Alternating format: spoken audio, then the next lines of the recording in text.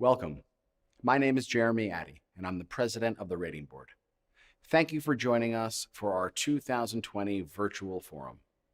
Instead of hosting you today in person, you've invited us into your homes and offices.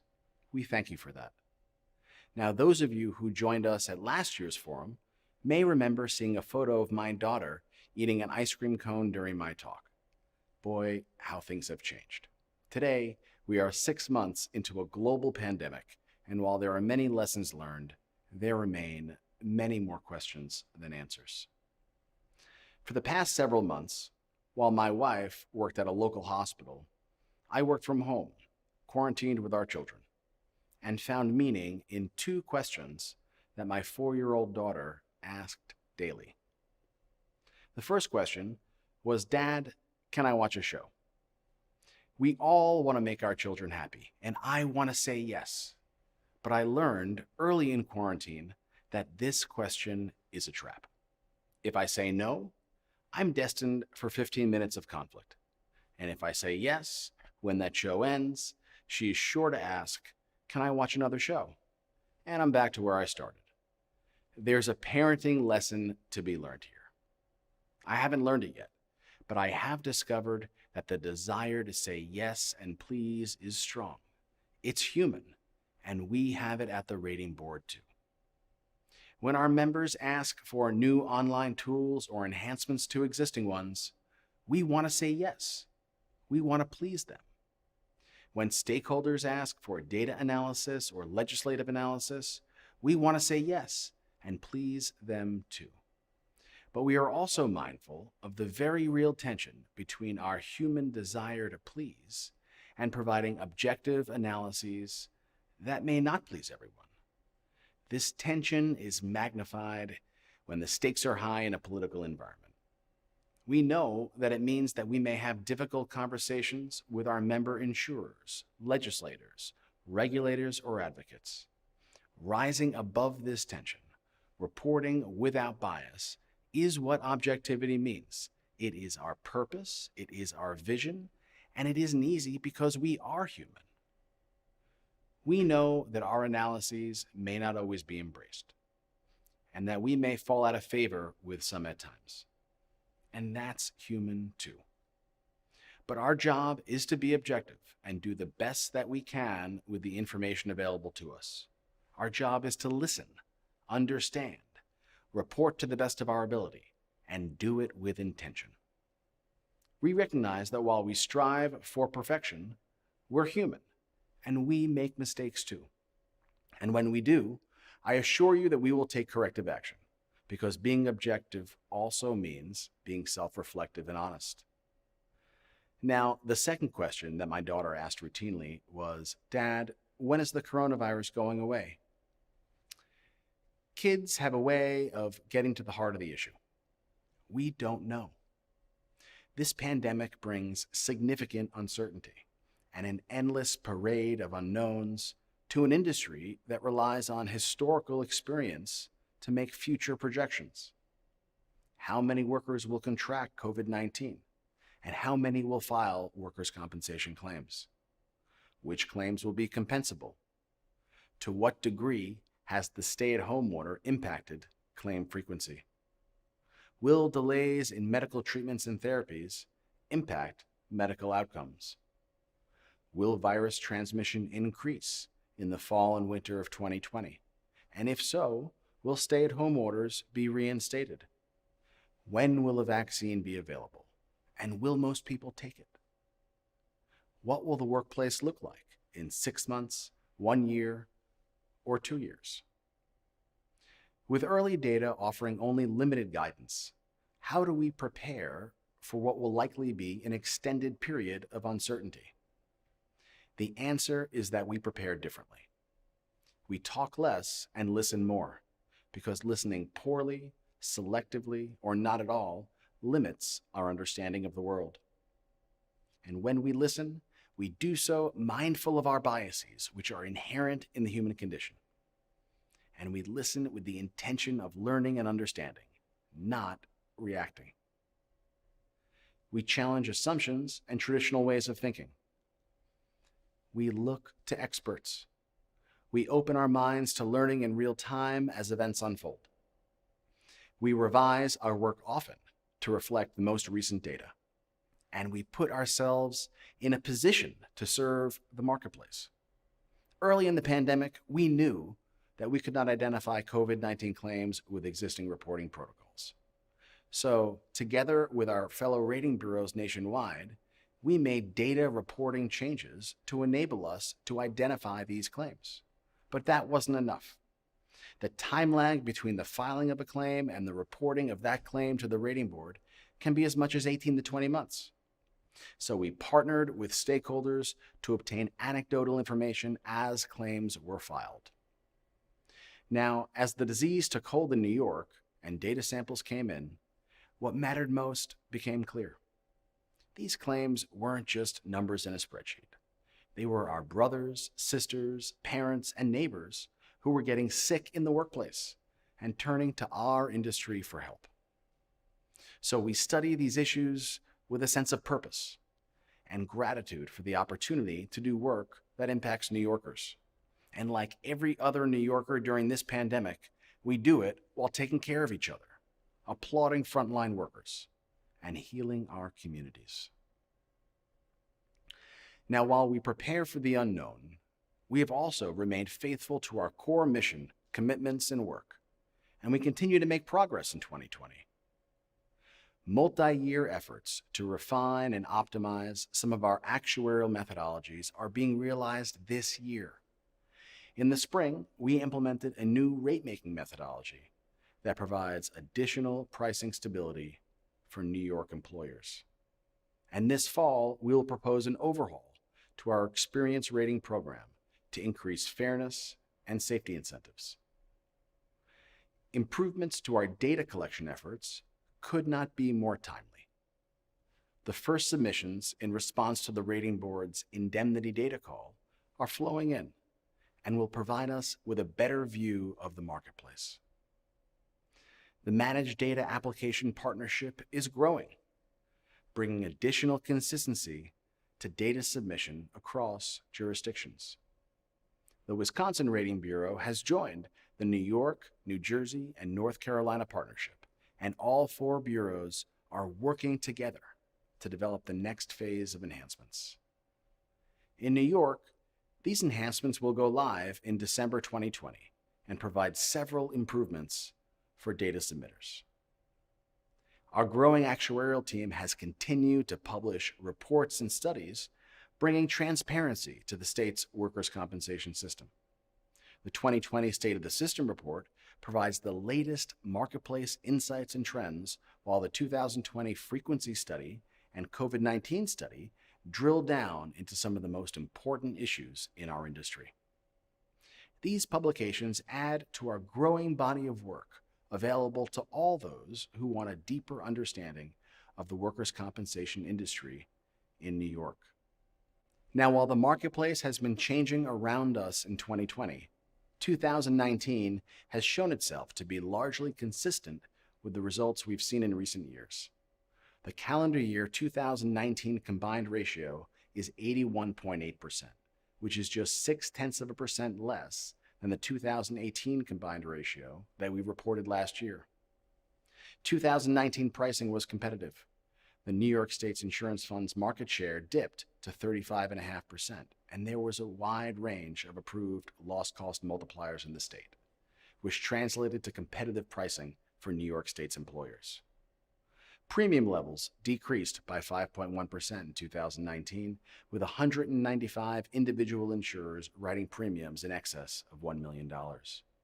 And in July of 2020, the New York State Department of Financial Services approved the rating board's actuarially recommended loss cost level change for the 5th consecutive year. The overall loss cost level in New York State will decrease by 1% on October 1st, 2020, providing some level of stability at a time when we need it most. But we know that our core actuarial measures, premium, frequency, and losses, may fluctuate significantly in 2020, and we prepare for the unknown by listening with intention, opening our minds, and developing a deeper understanding of the world around us.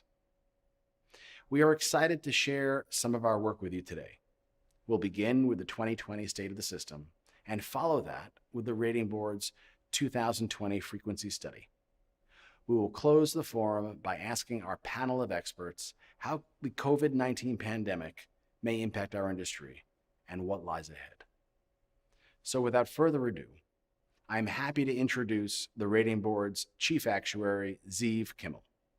Ziv will present the 2020 State of the System. Take it away, Ziv. Thank you, Jeremy. Welcome to the 2020 State of the System presentation. Many of the results and figures I'm going to share with you today are based on data that is fairly recent. However, some of it may be perceived as old news, given the new reality we all have found ourselves living through these past several months. But the data that I'll present to you today is still very relevant. This is the moment in time where the COVID-19 pandemic hit. We want to use the latest statistics as a benchmark to compare how things changed. We want to understand where things were before the pandemic and where we are headed in the future in a post-pandemic environment. It is also important to understand how we got to this point in terms of the 2020 loss cost filing and some of the changes we made this year. So let's get to it, and we'll start with some key figures. I'd like to focus your attention on two key figures. First, the negative 1% indication displayed on the upper left side of the slide. This approval represents the fifth straight year that the Department of Financial Services approved the loss cost change recommended by the Rating Board's Actuarial Committee.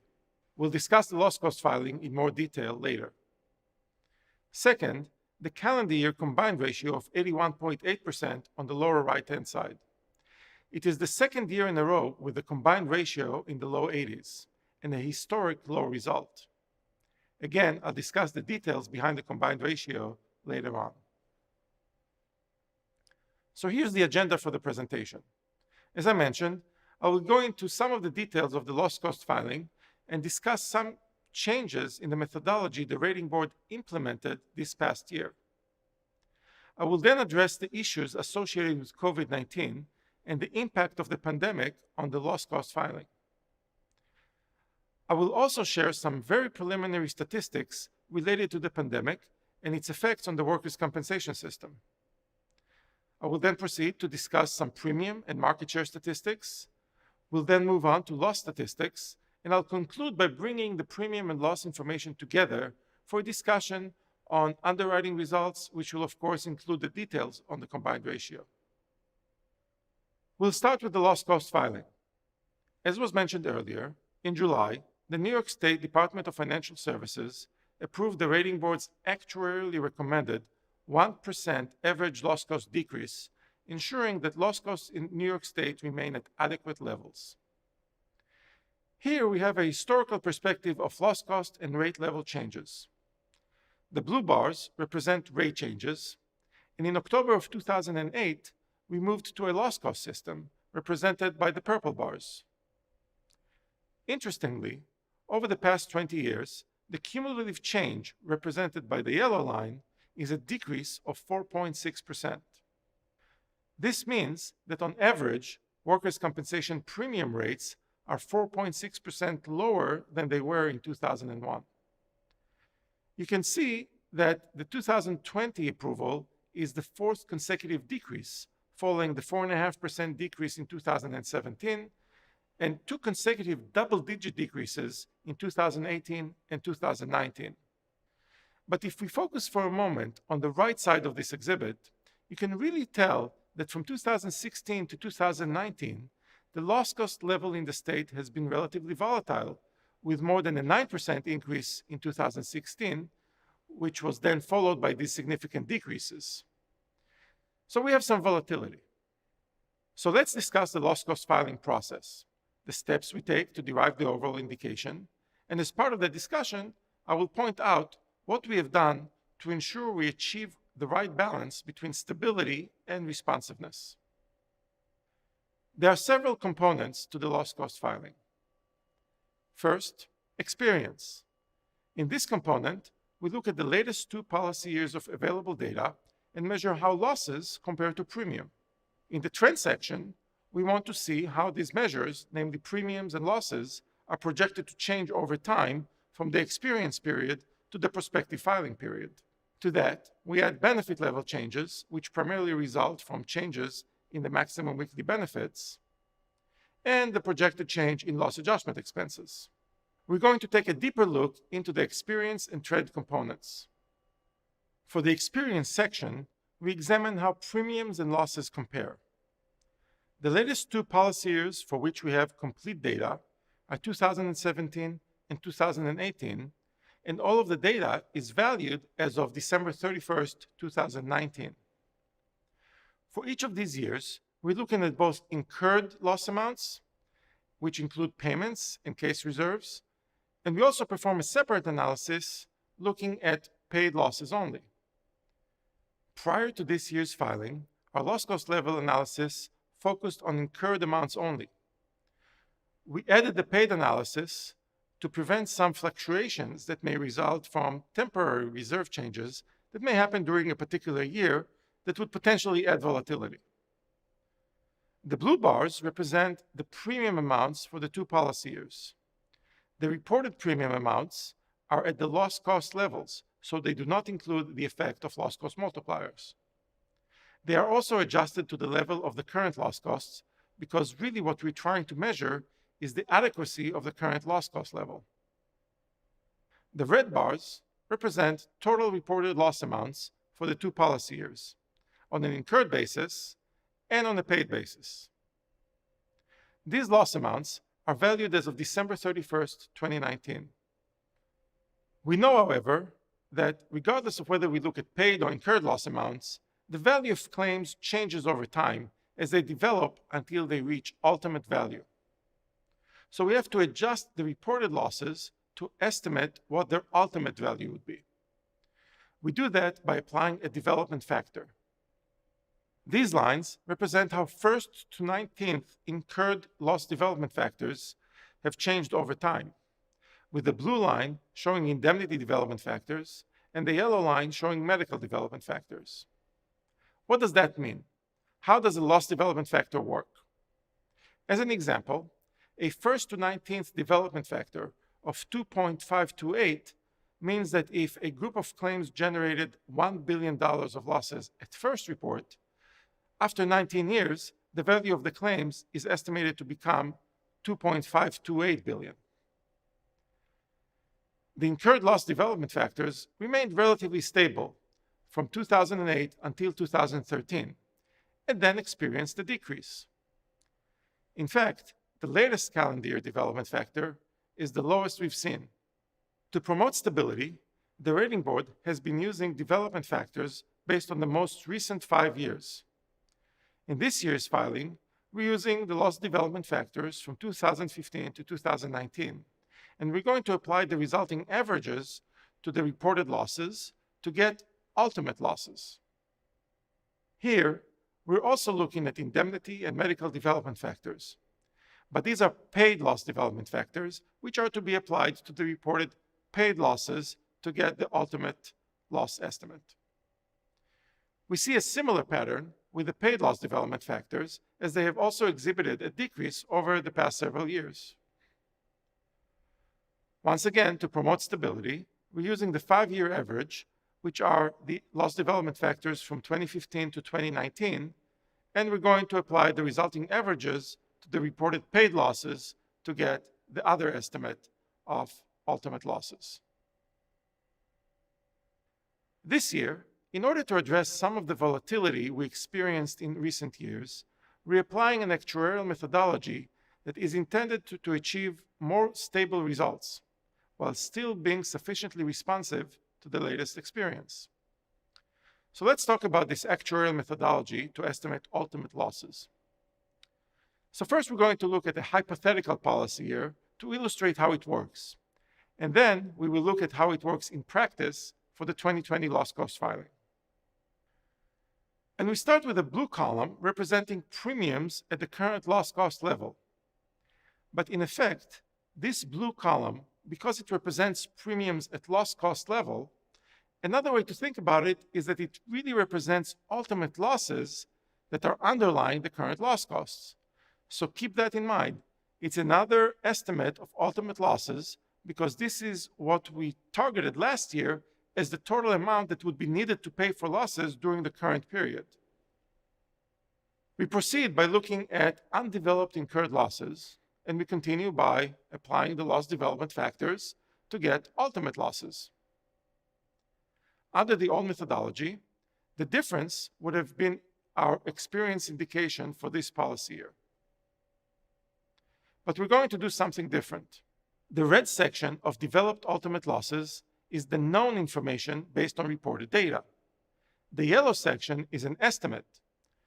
So in this example, 31% of ultimate losses are known, and the other 69% are an estimate. Now, I have one estimate of ultimate losses in the red and yellow column, but remember, I also have another estimate of ultimate losses represented by the blue column. So my new estimate of ultimate losses will be a combination of these two estimates. I'm going to take 31% of the red and yellow estimate and 69% of the blue estimate to get a new combined estimate represented by the green bar. So this procedure acts to effectively stabilize the indication. The new experience indication for this policy year is the difference between the green bar and the blue bar. As you can see, it is much more stable.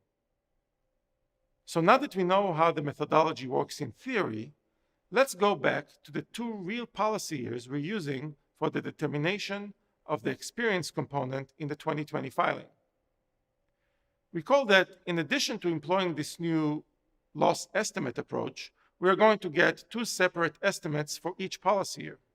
One based on incurred loss information, which includes reported data on payments and reserves, and a separate estimate which uses just paid loss data. Averaging the incurred and paid indications is intended to protect ourselves from overreacting to sudden changes in reserving practices or in settlement rates that may be more temporary. So we start with the incurred loss indication for 2017, following the same procedure I just described. We develop the losses to ultimate level, and we take a weighted average of the red and yellow loss estimate with the blue loss estimate to derive the green loss estimate. And the experience indication is the difference between the blue column representing premiums and the green column representing our estimated ultimate losses. And in this case, an increase of 1.7%. We then perform the same analysis, but this time we just utilize the paid loss information. We develop the reported paid losses to ultimate level, averaging the two loss estimates to derive the green loss estimate. And now, the indication based on paid losses is an increase of 3.6%. So the average indication for policy year 2017 is the average of the paid indication and the incurred indication, or plus 2.7%. We do the exact same thing for policy year 2018. After employing our procedure, the incurred loss indication for 2018 is plus 1.4%, and the paid loss indication for 2018 is plus 1.9%, for an average of 1.7%. So our experience indication for 2017 is plus 2.7%. The experience indication for 2018 is plus 1.7%. And the average experience indication for the two policy years is plus 2.2%. So we're going to go ahead and plug that in for the experience component. Let's talk about trend. For the 2020 filing, which has an effective date of October 1st, 2020, we used experience information from policy years 2017 and 2018. We have to remember, though, we are not trying to determine what the loss cost should have been back in 2017 and 2018. We're trying to determine the appropriate loss cost level for the future for policies that will be written starting in October of 2020, but also for policies that will be written in September of 2021, which will remain in effect until September of 2022. So we know our starting point is plus 2.2%. but we need to determine how the measures of premiums and losses are projected to change from the experience period until the prospective filing period, which is what we refer to as trend. So let's see what this looks like in terms of the timeline. So we start with the definition of policy year 2017. The first policy is effective January 1st, 2017, and expires December 31st, 2017. The last policy of this policy year becomes effective December 31st, 2017, and expires December 31st, 2018. So policy year 2017 really spans a 2 calendar year period. Similarly, this is policy year 2018. So when we talk about the experience period of 2 policy years, we're really talking about this period. The filing, as I mentioned, has an effective date of October 1st, 2020. And the last policy we're making loss costs for will be written in September of 2021 and will expire 1 year later in September of 2022. The midpoint of the experience period is July 1st, 2018, and the midpoint of the prospective filing period is October 1st, 2021. So when I say I want to project how premiums and losses will change from the experience period to the prospective filing period, this is the trend period I'm talking about, from the midpoint of the experience period to the midpoint of the prospective filing period. Now that we're talking about 3.25 years. The red line represents wages, and as you can see, they are increasing at a rate of about 3% per year. So over this trend period of 3.25 years, wages would increase by over 10%. More wages would bring in more premium. So just because wages are increasing, even if we don't touch the loss costs, premium volume in the state would increase. Now, if losses are increasing at the same pace as premium, then no further loss cost adjustment is needed. If losses are increasing faster than premium, then we would need to adjust loss costs higher. And if losses are increasing at a slower pace, we would need a downward adjustment. The blue line represents the total loss ratio trend. As you can see, it has experienced a decrease through 2016, but has increased since then. We are using the changes over the most recent 5 years to determine what the future projection line is. So because the blue line is increasing over the past couple of years, and after applying the trend projection methodology I'll discuss in a minute, my projection line is also increasing, but at a lower rate than wages. This creates a gap at the midpoint of the prospective filing period and results in a trend factor of -4%. Let's take a closer look at the different components of the trend factor: indemnity severity, medical severity, claim frequency, and wages. We'll start with indemnity severity. And we begin with the blue line representing actual indemnity average cost per case over the past 5 policy years. The black line represents the valuation date of the reported data.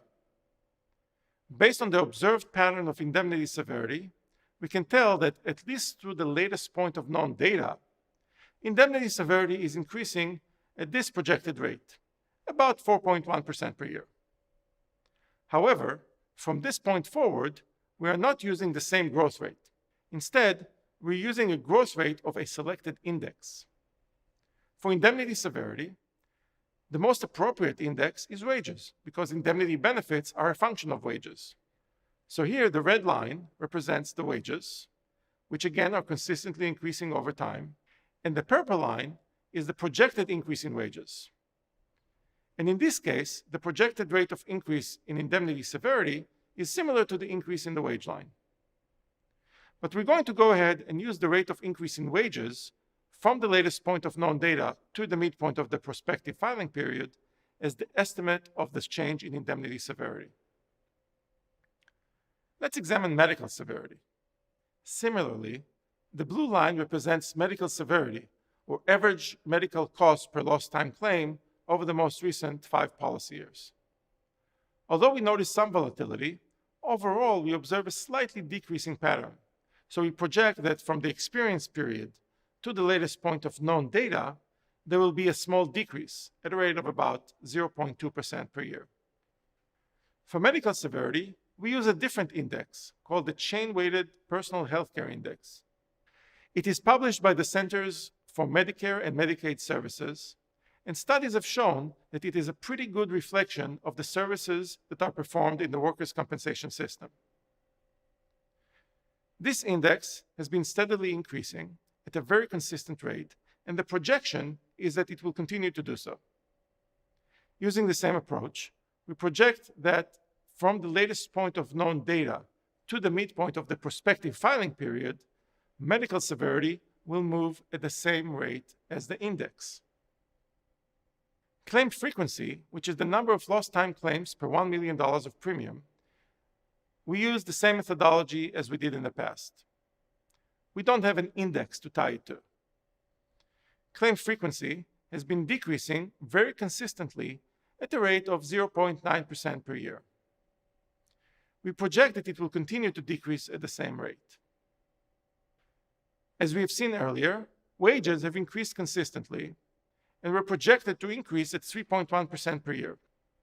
The blue line is again the loss ratio trend, which is really a combination of frequency, indemnity severity, and medical severity. And the yellow line represents the projection, including all the index adjustments from the experience period to the prospective filing period. Again, the different growth rate for wages and for loss ratios results in a 4% gap at the midpoint of the prospective filing period. So this is the trend factor we put in the filing. So we started with experience at plus 2.2%. This is the trend section. We add on plus 1% to account for the annual increase in maximum weekly benefits, and a small change of negative 0.1% in the loss adjustment expense provision.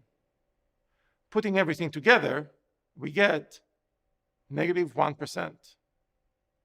Of course, as we were preparing the 2020 filing, the COVID-19 pandemic hit. We did not make any adjustments to reflect the potential impact of the pandemic, because things are changing quickly and may affect the system in many different ways. The challenge is that we have different forces that could affect the loss cost level in different directions. For example, while the overall number of claims may decrease as a result of the economic downturn, premium volume is expected to decrease as well. Will the decrease in premium be the same, greater, or less than the decrease in claims? Similarly, there would be difficulties projecting the impact of the pandemic on the average claim severities. Will claimants stay out of work longer due to the economic conditions? Will injured workers experience difficulty obtaining the necessary medical care? What would be the effect of telemedicine? How would the changing economy and the workforce affect claim frequency and severity? The rating board is continuing to study the effects of the pandemic on the workers' compensation system. And later today, we will have a panel discussion devoted to this very topic. That said, we do have some preliminary statistics on the rapidly changing workers' compensation claim environment, as well as some early information on COVID claims. The source of this information is New York Open Data. First, let's take a look at the percentage difference in claims activity between 2019 and 2020. We see that in January and February, claim activity was relatively similar, with a decrease of about 5% in February. In March, the pandemic really hit New York. In mid-March, Governor Cuomo issued the stay-at-home order, putting New York on pause. This resulted in a significant decrease in claim activity, with March down by 24%. But this was just when New York was on pause for half of the month. April and May were full months with New York on pause. With the New York economy starting to reopen in June and July, the effect on the claim activity is clear. Still down significantly from 2019, but not as much as in April and May. A decrease of 27% in June and 20% in July. In total, over the first half of 2020, claim activity is down about 24%. This is what we know so far, but we also know that there is a lot more that we don't know, such as the effect of the economic changes on workers' compensation premiums.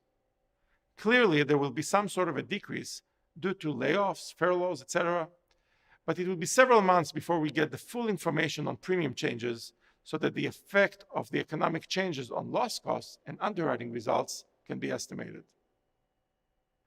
Next, let's take a look at what we know so far about workers' compensation COVID claims. We start with the total number of known COVID infections. These are confirmed positive cases in New York. Let's narrow that down to the estimated number of COVID infections in people that are between the ages of 18 and 64. As of early August, we're at about 305,000. Now let's look at the number of COVID workers' compensation claims. You can see it in the bottom of your screen. At just over 11,000 as of early August, or just over 3.5% of positive cases in the working age population. While it may appear like a low percentage, there are a variety of reasons for that. According to the Centers for Disease Control and Prevention, about 40% of cases are asymptomatic.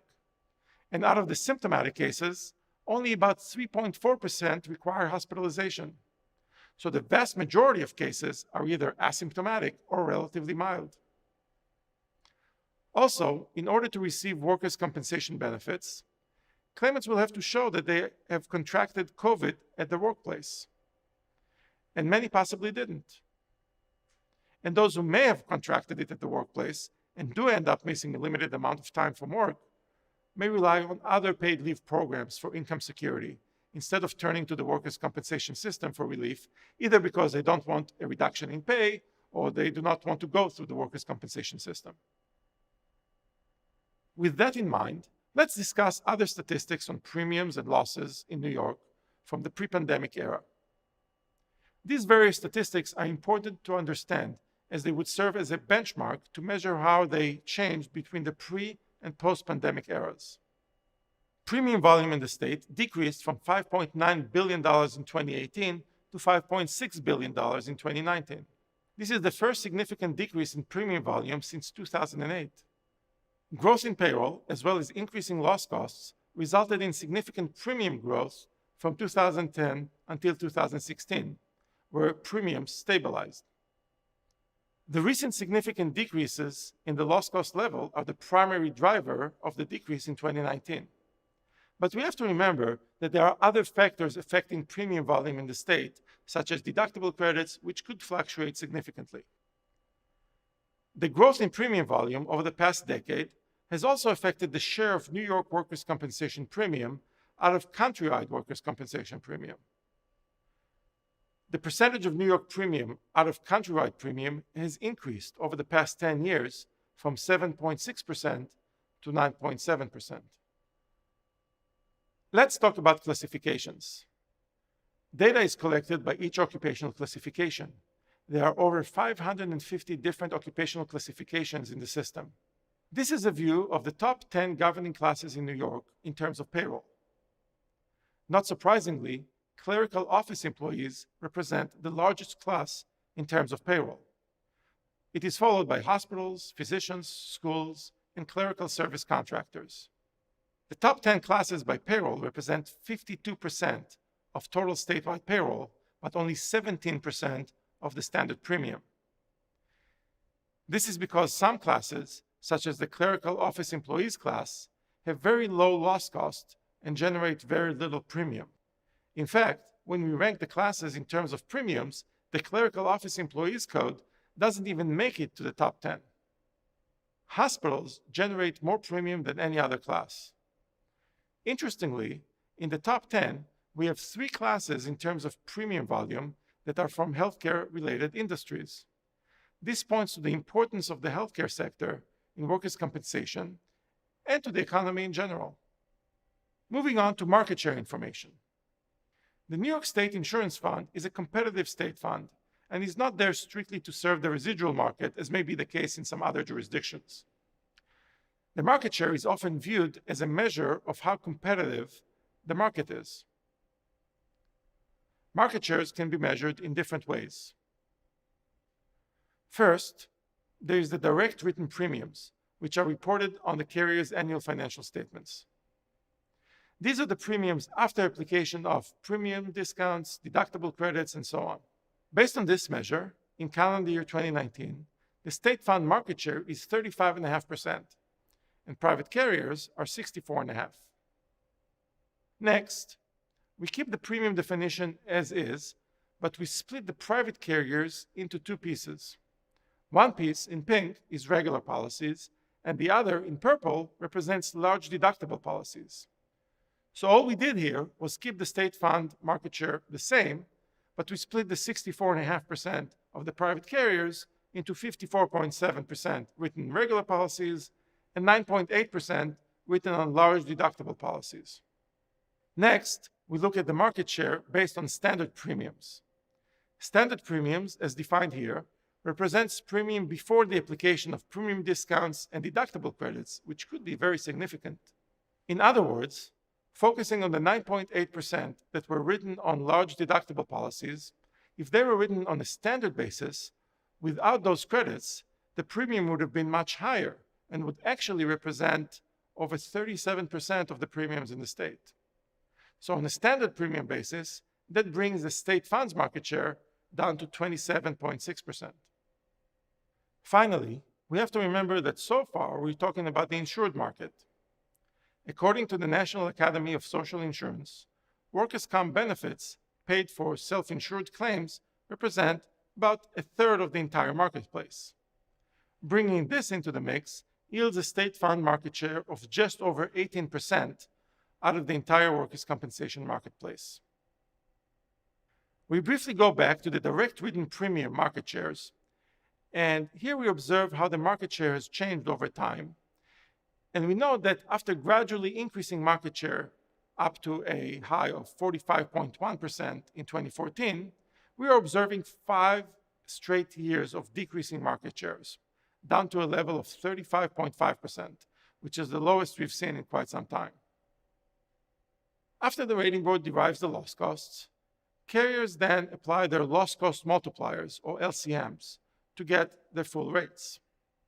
Here we see that 99 carriers have a loss cost multiplier between 1.3 and 1.4, more than in any other loss cost multiplier range.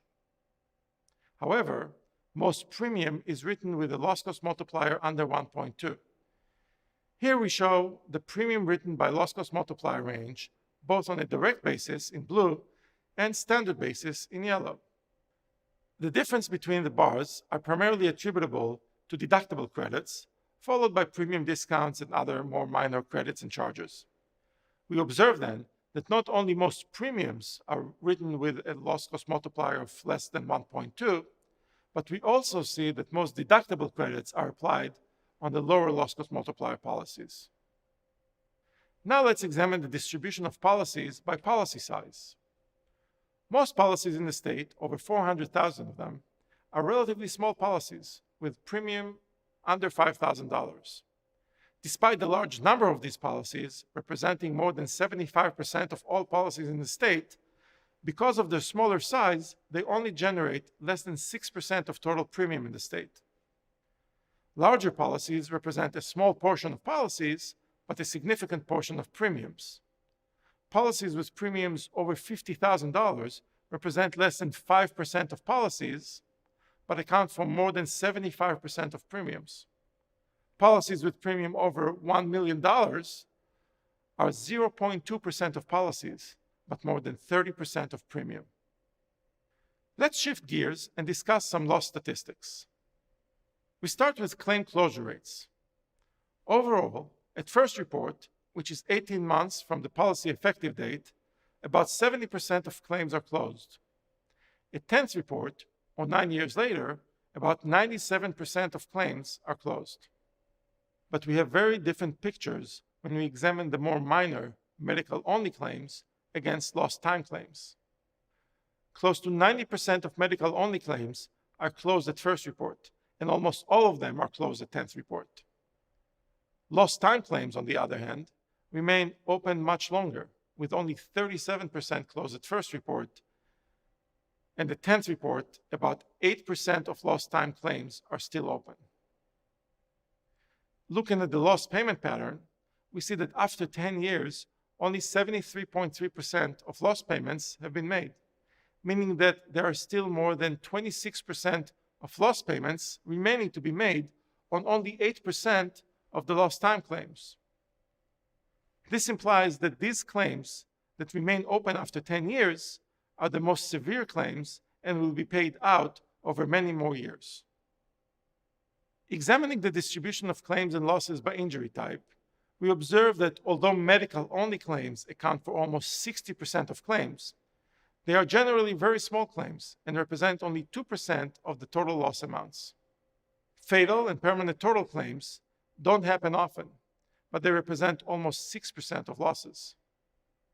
Permanent partial claims are the most significant cost driver, accounting for almost 75% of the losses, even though they represent just under 20% of the claims.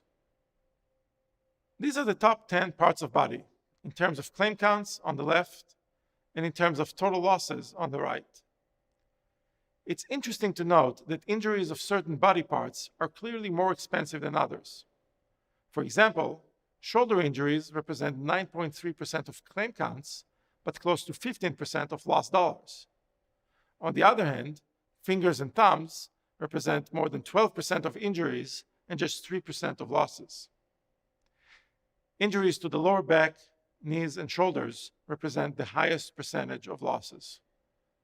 Next, we're going to look at the distribution of medical costs. And the number over the next several slides are going to be from our medical data call, representing payments made for services performed in 2019.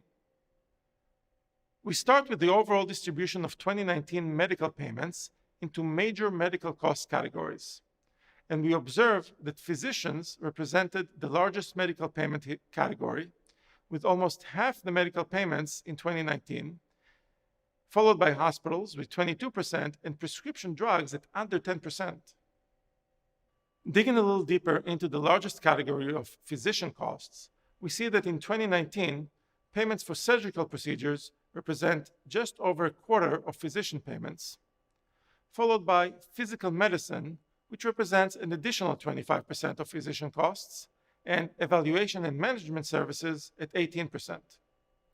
The physical medicine and evaluation and management percentages represent an increase from what we saw in 2018, which may be attributable, at least in part, to the changes in the state's medical fee schedule, which went into effect in April of 2019.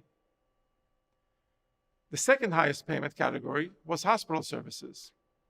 So we would like to examine the breakdown of facility services. Payments for inpatient hospital services were just about half of all facility services.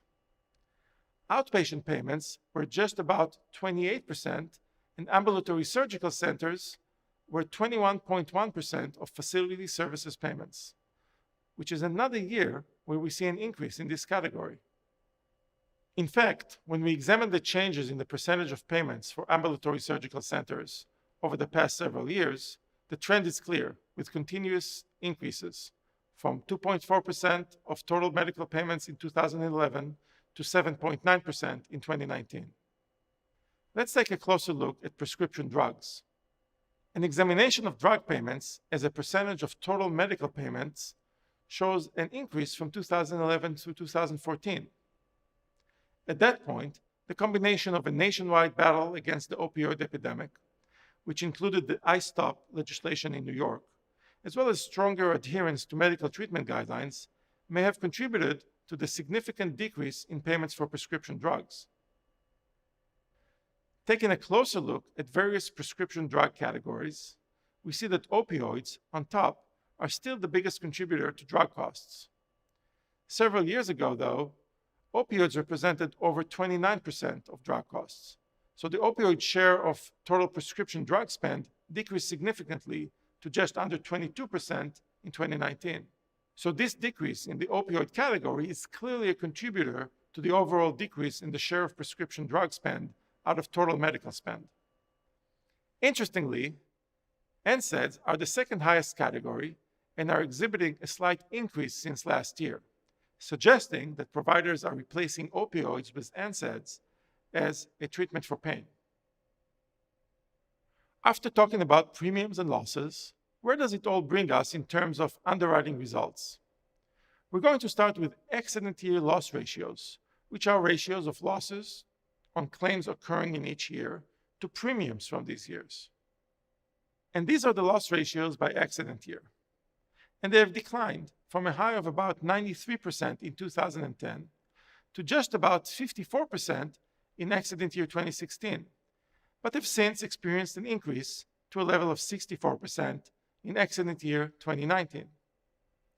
This recent increase is attributed in part to decreasing loss cost levels in the past several years. A combined ratio is the ratio of losses, expenses, and dividends to premium. To get combined ratios, we start with the loss ratios and we add expense ratios and dividend ratios. Generally speaking, as an example, an accident year combined ratio of 90% means that for every dollar of premium earned by a carrier in a particular year, they will pay out 90 cents in losses occurring during that year and expenses incurred during that year. The combined ratio measure does not take investment income into account.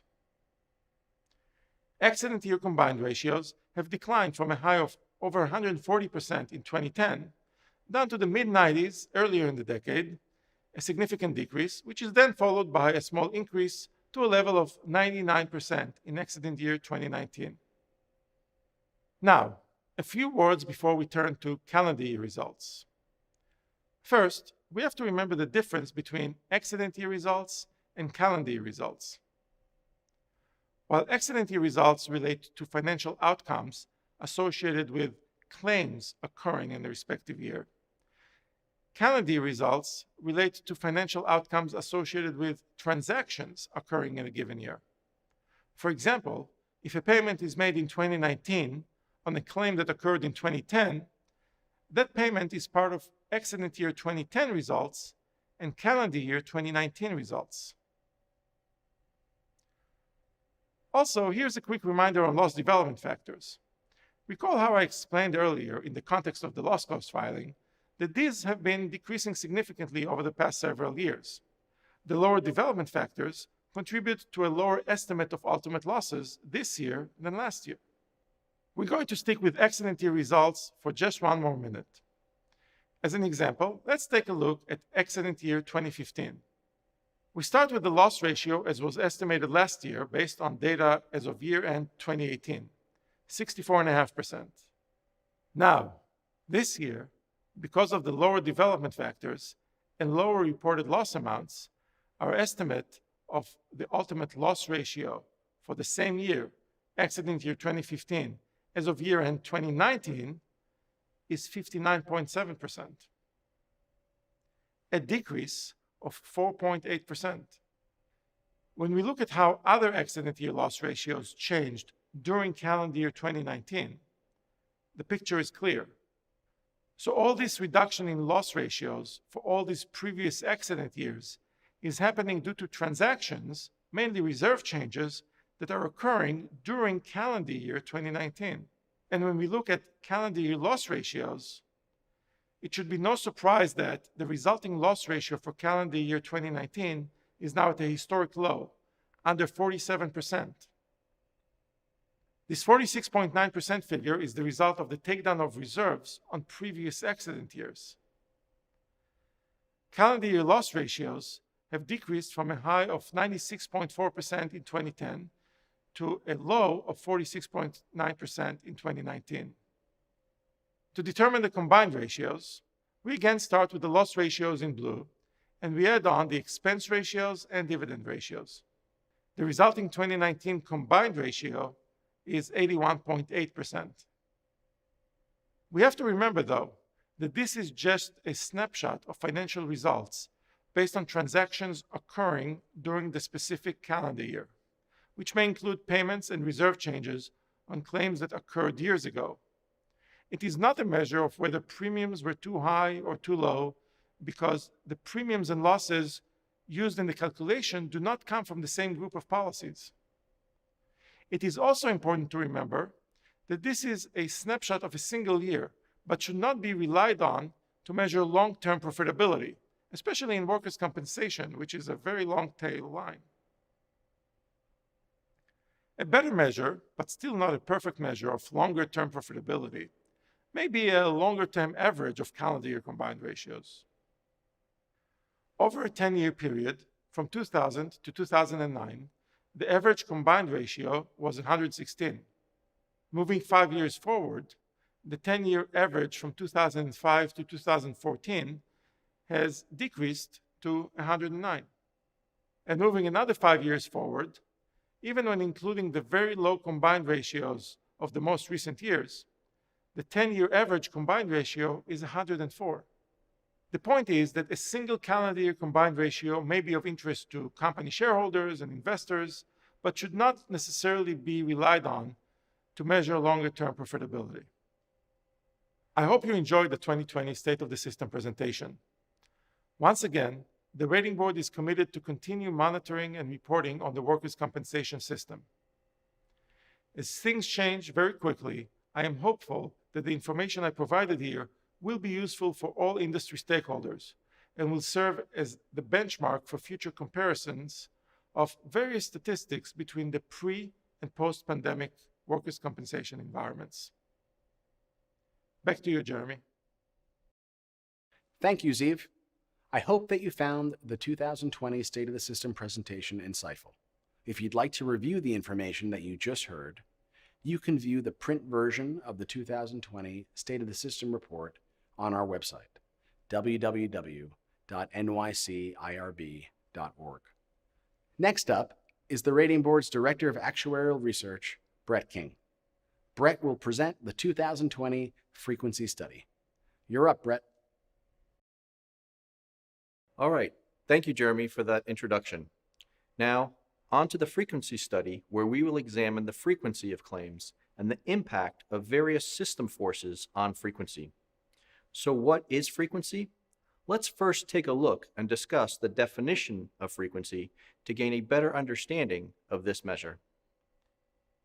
Frequency is usually defined as the number of ultimate lost time claims expected per $1 million of wage-adjusted, unleveled loss costs, or, in other words, standard premium brought to the current wage and loss cost level.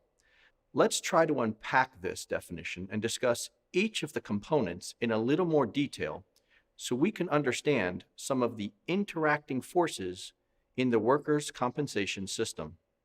Here is frequency defined using a formulaic approach. Here, we can see that frequency is equal to the ultimate lost time claim count, which would involve taking the current number of claims and developing that claim count to an ultimate basis, divided by the wage-adjusted payroll for each class that would put wages on the current levels, divided by 100, because we use payroll divided by 100 as the exposure base, times the loss cost, which is also at the current level and not the historical one, to adjust for the benefit and other system changes in the base over time. This denominator, which is equivalent to the standard premium at wage-adjusted and unleveled loss costs, is measured per $1 million to give us a consistent denominator as the base for comparison purposes. Although this seems like quite a straightforward formula, I think there are some complicated relationships that are going on. We will discuss some of these relationships in the next couple of slides, as I hope to help you understand the concept of frequency more broadly, since that would lead to a better understanding of the reasons behind frequency changes over time. The workers' comp system is continually changing, and many of those changes can impact frequency. There are reform changes that happen from time to time, and these changes can affect things like fee schedules and benefit structures. They can affect prescription drug usage patterns, and they can happen at any time, from one year to the next. They tend to happen every few years. They're not necessarily that frequent, but when they do happen, they can have a large impact on the systems and can sometimes noticeably change frequency. There are also economic changes that are continually occurring. Sometimes the economy is expanding, and sometimes it's contracting. Right now, during the epidemic, we know that there has been a large economic contraction, and that is going to have a major impact on the system. We also know that there are inflationary forces that impact the system.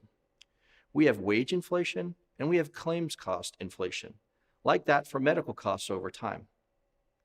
We also have a continual push for safety, so that workplaces should become safer and safer every day as we learn to prevent injuries from happening.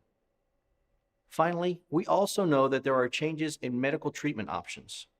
Sometimes there are new technologies that become available to treat injured workers, and sometimes we realize that something like opioids, for instance, are more dangerous to the injured workers than at first was realized, and therefore there's a change in their usage.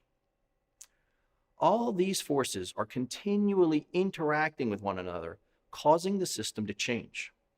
Some of these patterns are somewhat predictable, whereas others are not. Today, we're going to start by looking at some average annual changes to understand the long-term patterns that are slightly more predictable.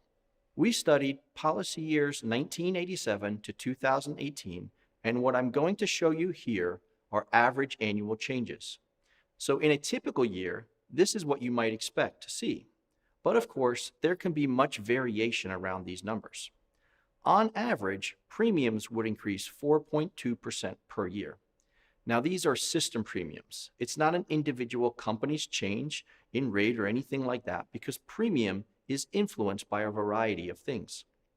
For example, premiums can be affected by economic growth as the economy expands, or by several other components. The first of those components are payrolls. Payrolls generally increase year over year as part of the inflationary environment we live in. And so we see payrolls increase 4.2% per year as well. These payroll increases could be due to either economic expansion or regular payroll increases that are part of the inflationary forces in our society. Premiums are payrolls divided by 100 that are then multiplied by a loss cost, which is the second major component that can affect premiums. Loss costs increase about 2% per year over the years from 1987 to 2018. However, most of this increase was caused by multiple double-digit increases in annual changes back in the late 80s and early 90s.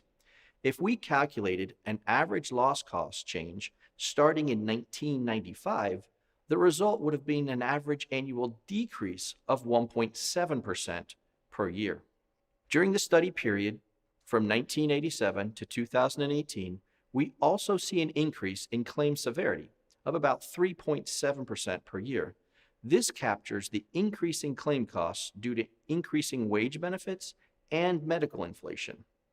This is counterbalanced by a decrease of about 1.6% per year in the number of claims we see in the system. This is strictly a claim count and not frequency. We're going to talk more about these items and how they interact as we go through today's presentation.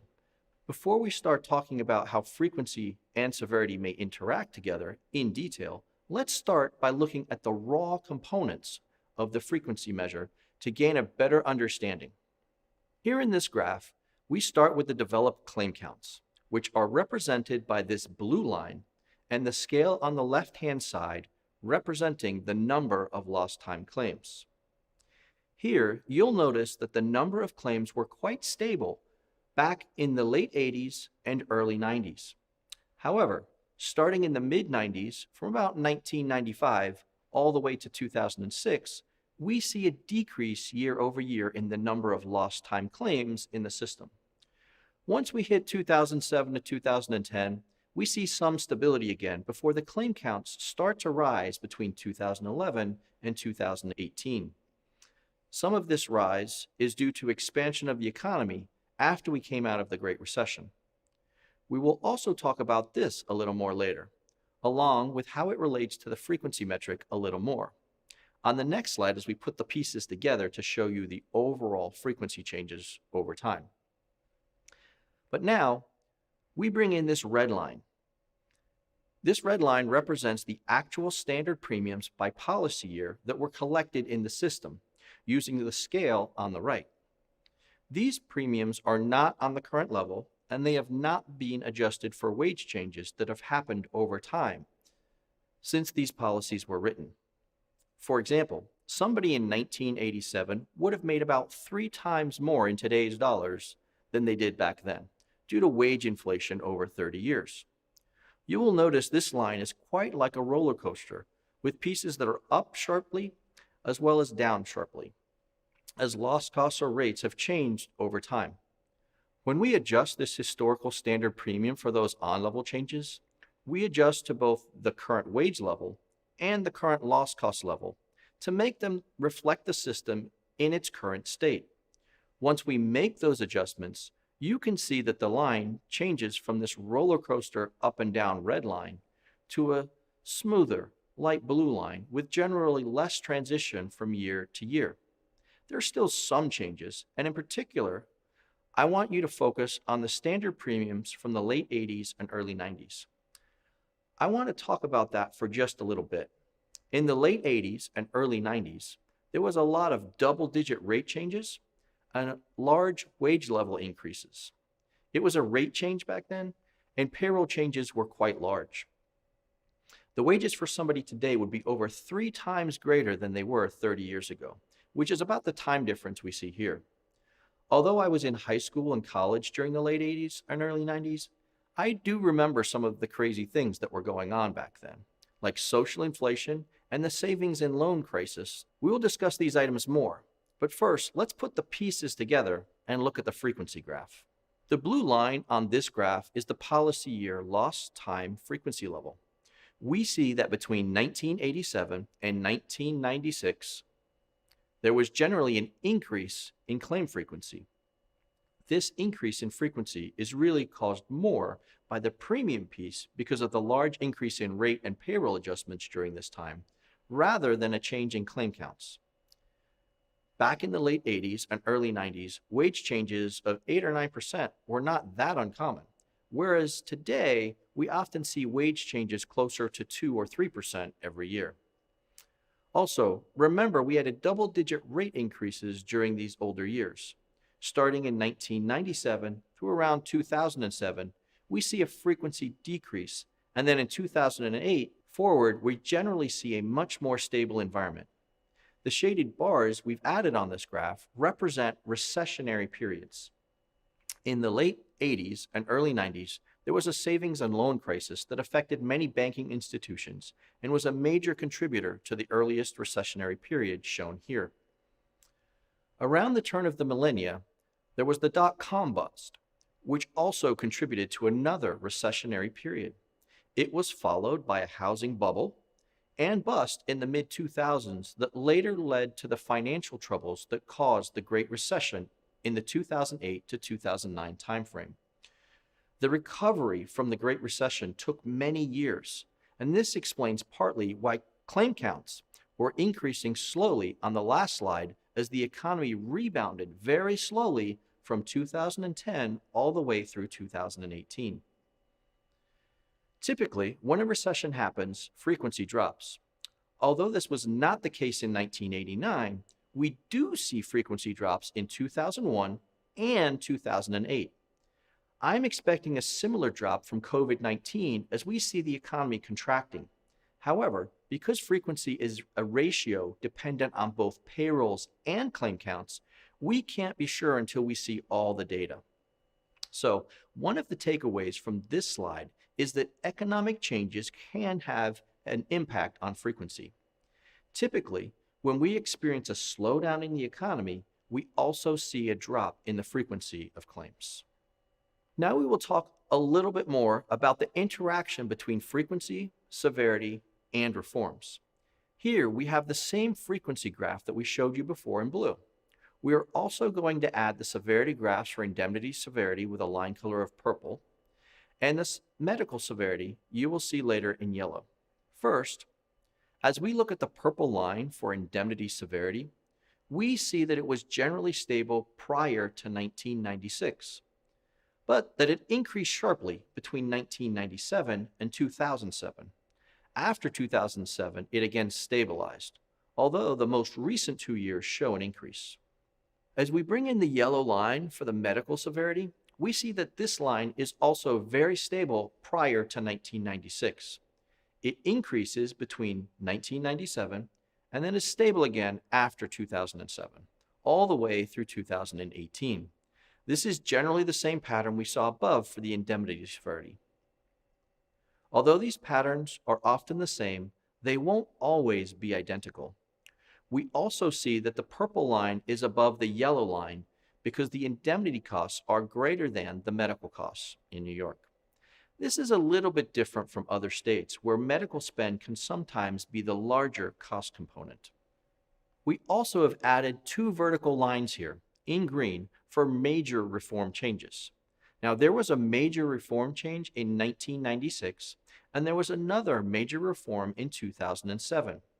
If we look using these dividers, we dramatically see different patterns in our frequency and severity before and after the reforms in each of these cases. In the late 1980s and early 90s, we saw an increase in frequency with stable severity, and this was driven by a lot of the increases in payroll and rate changes. Frequency then began to decrease after the reform in 1996.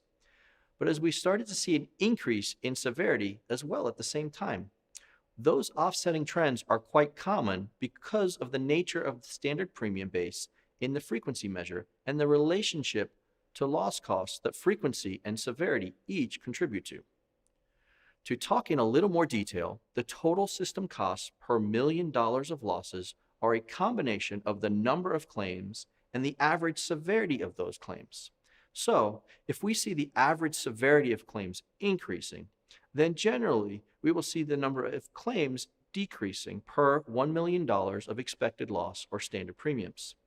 If this increase in severity grows more steeply, then the number of claims would often decrease more steeply per $1 million of expected losses or standard premiums as well. Of course, it's possible for both items to stay the same, or even for the frequency of claims to increase. However, when we see the frequency of claims increase, we will often see the severity decrease. This is because of the relationship that frequency and severity share in determining the total losses per $1 million of loss cost premium. In 2007, we had another reform, and that reform has made the environment much more stable. Since 2007, both frequency and severity graphs have become much flatter, and the trend environment has been much more stable. This could also be related to the low interest and low inflation environment we have generally seen since the Great Recession. Let's start to break down these years from 2000 to 2017 in more detail and look a little bit deeper beneath the surface regarding what is going on. Here on this slide, we are going to look at some average annual changes in premium share, payroll share, frequency, and severity by industry. And we're going to compare the average industry group frequency level to the overall frequency level in total. Let's start by looking at the numbers on the far right, which reflect the relative frequency of each industry group relative to the average frequency level overall. You will notice that only the contracting group at the bottom of the list has a frequency level below average. That is represented here by a negative 45.2%, meaning that the frequency of injuries in this industry group is almost half the average frequency. All the other industry groups have slightly higher than average frequency, as can be seen by the positive values. However, there's also an ordering amongst them that we can see here, since this column is sorted from the highest relative frequency to the lowest. The stores and dealers have the highest frequency level, that is 32.6% above the average frequency level. This is followed by the professional, manufacturing, and service industry groups, which are close together in terms of frequency. The miscellaneous industry group has a close to average frequency, as a 0% number on this chart would represent average frequency, and the miscellaneous industry group is only 3.3% higher than the average industry level. Next, we bring in the column on the left, which represents the average premium share changes between the industry groups from year to year. Since premium is partially related to payroll, we will bring in those payroll share numbers as well. One of the big stories here that is shown by focusing on the red highlighting is the shift away from manufacturing towards other industry groups. We can see that on average, manufacturing has declined between 2 to 3% per year over the study period. This is not a new phenomenon for New York. This is also a countrywide pattern. Sometimes this is because of increased automation, and sometimes the jobs may be going other places. But regardless of why, there has been a general shift of payroll and premiums away from the manufacturing sector.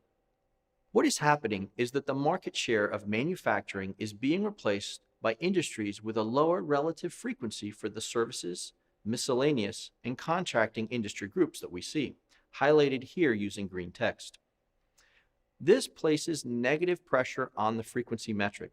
You can see this by examining the values highlighted in green and noting that the manufacturing had a relative frequency 16.4% higher than average and a decreasing market share, while the other green coded values show an increase in premium market share on the left and relative frequencies on the right below the 16.4% level of manufacturing. This shifting of the premium between manufacturing and other industry groups with lower relative frequency places downward pressure on the frequency metric.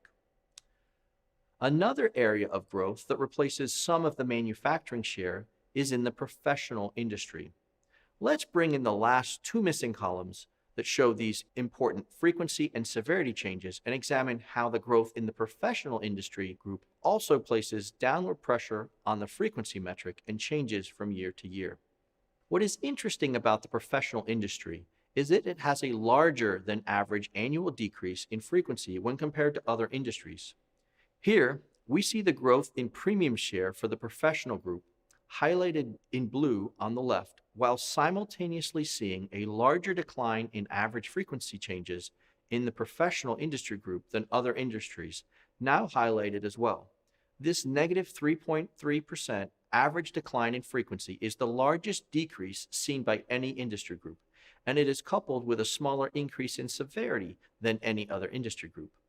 Growth in the professional industry group that had the largest year-over-year declines in frequency also places downward pressure on the frequency metrics year-over-year changes. Let's next look at how those changes are affecting the distribution of claims. So here on this slide, we are looking at how the mix of claims by size of claim is changing underneath the surface. Here, I want to point out to you the two red lines. These two red lines represent claims between $5,000 and $25,000. As you can see, these two lines are decreasing at a faster rate than the other lines you see on this graph. If you look at the two green lines, these represent larger claims between $25,000 and $100,000. We see that these claims are decreasing at a much slower rate, and so we observe that smaller claims are leaving the system faster than larger claims. On average, the other blue lines have less of an impact because they are either changing slowly or the numbers of claims is not that numerous when compared to the other categories. The purple line represents claims over $100,000 that one would expect to be a driver of industry cost. These go up and down with the economy. The dip that we see in these claims from 2004 and 2012 are a result of the economic slowdown during this time related to the bursting housing bubble and the Great Recession, and are more related to a move away from contracting during this time, followed by a slow economic expansion in the contracting industry as the economy itself recovered very slowly over time. On this next slide, we're going to look at the common injury types. On the left-hand side, we show average annual changes for frequency and severity by injury type. On the right-hand side, we also show frequency and severity changes by injury type, but on a cumulative basis over the years from 2000 to 2017. You can see how the annual changes can add up over time, but I'll focus today on the annual changes. At first report, what we see is that there has been less change in permanent partial claim frequency than there has been to temporary total and medical only claim frequencies. Note, we are including medical only claims here only for comparison, as they support the general pattern we see in lost time claims too. When we examine frequency in the darker blue, we see that the permanent partial frequency of claims is down only 2.2% per year. The temporary total claims and the medical only claims, which are generally smaller, are down by 2.4% and 3.7% respectively. So again, we see the smallest claims disappearing faster than the larger claims. We also see that the permanent partial claim severities in the lighter blue are increasing the fastest, with almost a 4-point average annual increase in severity. Temporary total and medical only claims are also growing, but not quite as fast. They are growing at 3.3% and 3.2% respectively. So we see in the system that the smaller claims are disappearing faster and growing slower in size than the larger claims, which are disappearing, but just not as quickly. We also see the larger claims are growing considerably more in size year over year. Let's drill down into the lost time claims even further by examining the injury characteristics of these claims. We usually have several different descriptors on each claim to track different types of injuries. One of them is the part of body. Another is the nature of the injury. And finally, we have the cause of injury here on this slide. We have looked at what is changing based on these part, nature, and cause injury mixes. First, we noticed that the frequency of lower back claims is decreasing more than average, and that is a good thing because these claims can sometimes become more expensive than you would otherwise expect. Also, we see injuries to the shoulder, arm, neck, and head are decreasing less than average. This is unfortunate, and we need to see what is causing that. I'll explain later that injuries to the shoulder, arm, neck, and head are affected by the age of the injured worker, and that the results we see here could be related to the aging of the workforce. We also have nature of injury, and here we notice that fracture, crushing, and dislocation injuries are decreasing less than average. That is because these types of injuries are generally quite rare and not very plannable for. No one is looking to fall over and fracture their leg or get crushed by a piece of machinery. That is why I think these types of injuries are harder to control for. Finally, we looked at cause of injuries. A good thing here is that we are seeing strains and miscellaneous causes having larger decreases than average. And so we're able to prevent some of these injuries, perhaps by using braces or just proper lifting techniques, and that's a good thing. Unfortunately, slip, trip, and motor vehicle accidents are not decreasing as much as other causes of injuries, and that is again because of the nature of these accidents, and there's not much you can do to prevent some accidents in some cases. Let's now go back to the subject of age and examine how that relates to the injured part of body. On the left-hand side here, we have some injuries where I think age is showing a larger impact on frequency. On the left, we see shoulder, arm, knee, leg, and neck injuries, as well as multiple body parts and other injuries. We can see that younger workers typically have less of these injuries than older workers, and so age is a key component of these injuries. Age-related weaknesses or cumulative trauma injuries could contribute to this observation. However, on the graph on the right, we see less of an impact based on age. The lower back area may have a slight increase in frequency based on age, but the magnitude is smaller than those on the left-hand side graphs. However, the hand, wrist, ankle, foot, toe, and head injuries are more uniform across all of the ages. So we notice that age impacts the frequency of some injuries differently than others, and this explains that there is likely going to be a different injury mix as the workforce ages. Here we are looking at age again, but we are also looking at industry group, and we have noticed some unique things when we do this. First, I want to point out that the manufacturing, professional, and services industry groups all had very similar patterns, and so we've combined them here in this blue line. This is kind of what you would normally expect with frequency overall, And that is why, when we have looked at the relative frequency slide near the start of this presentation, these all had a similar relative frequency. If you remember that slide, the industry group that stood out the most is contracting. The contracting group, which we see here in orange, has a much lower frequency than the other industry groups, but there is going to be a much higher severity for these claims too. They have a very different mix of claims than other industries, with a higher average severity, and that is important to remember. Another industry group that stands out for a different reason is the stores and dealers industry group. Looking at the stores and dealers, which is a gray line, we see the younger workers actually have a pretty high frequency relative to other industry groups, but it still has a spike for those in their mid-40s into their 50s. This increase in frequency could be caused by several different factors, such as the age mix of the industry or the work that younger versus older workers may do in this industry group, along with their experience level and safety consciousness. I cannot clearly opine as to why this industry group is different, only that it is. Similarly, the miscellaneous group looks a little different as well. Here in yellow, we see the line for the miscellaneous industry group. It starts a little higher than the blue line group for most people who are younger, but it's the people in their early 40s that seem to have the highest frequency of claims for this group. Again, it's a little harder to explain why, as the miscellaneous industry group itself is a collection of classes that do not fit neatly into another industry group.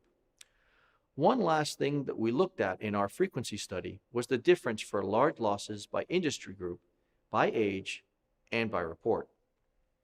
In this graph, we study the frequency differences of large losses. For these purposes, we're going to call claims over $100,000 large claims. As we look at them by industry group and report, one thing that we notice at first report is that contracting classes often have these large claims that appear first. And so we can see on the graph on the left that the orange line is above the other lines for workers between the ages of 24 and 52. This is a consistent thing that we've seen before. We've noticed larger losses generally appear faster in the contracting classes. However, if we move 5 years forward and look at the same losses 5 years later at the fifth report, then we see that most of the other industry groups actually surpass the contracting group in terms of the frequency of these claims. This is a pattern that will continue because the large claims for contracting will appear or are known about faster than other industry groups, because people in the professional and services industries, for example, may get injured, and it may be a long time before we realize the severity of their injury, and they get recognized as large claims later in the process. In summary, I'd like to remind everybody about the relationships between the ultimate claim counts we see in the numerator of the frequency calculation and the values of payrolls at current level, the current loss cost levels, and claim severities that are all interacting in the standard premium determinations that impact the denominator of the frequency measure. These elements have an impact on the frequency, along with reform changes, other economic or system changes, whether the economy is expanding or shrinking, and how the mix of business is changing. There are other inflationary forces at work that interact with indemnity or medical losses differently. And of course, there's always a push for safety. Frequency can also be impacted by the age of the worker and the industry group in which they work, as well as the mix of injuries that are being reduced more quickly, which has typically resulted in removing the smaller claims from the system at a faster rate than the larger claims. There is also a changing set of medical treatment options based on what the medical community and researchers determine is the best course of action for our injured workers. I hope you found this presentation educational, and if you have any questions or ideas for further research, please feel free to reach out to me to discuss them. Thank you for your attention. And now, back to you, Jeremy. Thank you, Brett. The full 2020 frequency study, which provides key takeaways, a full analysis, as well as data sources, is available for viewing and download on our website. Now on to our panel discussion on the COVID-19 pandemic. The moderator of today's panel is the Rating Board's Director of Actuarial Production, Gua Harrison.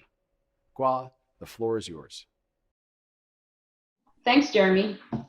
Welcome to today's panel discussion. The topic of today's conversation is one that has impacted every American, the COVID-19 pandemic. We will explore the pandemic's impact on the New York State workers' compensation system and the future of the workplace generally. We're very fortunate to have several accomplished panelists to join us today to help us sort through it all. I'm certain that many of you know them. Let me introduce our first panelist, who has extensive medical background, Dr. Joseph Packman. Dr. Packman served as the National Medical Director of Workers' Compensation in Managed Care at Liberty Mutual, where he has worked for over 12 years. He's also a member of the New York Medical Advisory Committee on Medical Treatment Procedures. Dr. Packman is a licensed physician as well as a licensed psychologist. He's also directed 2 hospital-based occupational medicine clinics as well as international travel clinics. He holds an MD from UConn and has a master's in public health and epidemiology from Yale Medical School. Dr. Packman is a fellow of the American College of Occupational and Environmental Medicine. Our next panelist is the General Counsel of New York State Workers' Compensation Board, David Wertheim. David has been with the board for 23 years, working in various roles in adjudication and appeals. He was appointed to serve as General Counsel in 2016. David has been instrumental and played a key role in several pragmatic and legislative initiatives, including the Virtual Hearing Center, which has continued unabated during the COVID-19 pandemic, the 2017 enactment of paid family law, the 2017 enactment of paid family leave, the workers' compensation reform in 2017, and the expanded provider law in 2019. Our third panelist is Robert Gray. Robert is a managing partner at Gray & Gray, a law firm that specializes in representing injured workers in workers' compensation, Social Security disability, long-term disability, personal injury, and related matters. Robert has represented thousands of clients before the Workers' Compensation Board, as well as at trial in personal injury cases in state and federal court. Our fourth panelist, Howard Levin, specializes in labor and employment law. Howard is a partner at Struck & Levin and serves as counsel for a diverse group of clients across various industries, including insurance, entertainment, healthcare, finance, and manufacturing. Now, lastly, we have Ben Witkowski from the Rating Board. Ben is the Director of Special Projects and Actuarial Products. Prior to joining the Rating Board, Ben worked 14 years for the Hartford, working in various roles such as Director and Actuary for Workers' Compensation Reserving and Claims Analytics. Ben is also a fellow of the Casualty Actuarial Society. As I mentioned a few moments ago, the focus of today's discussion is a topic that we have all been living through and thinking about for the past 6 months. The COVID-19 pandemic. The pandemic brings significant uncertainty, and the challenges we face in New York are unique.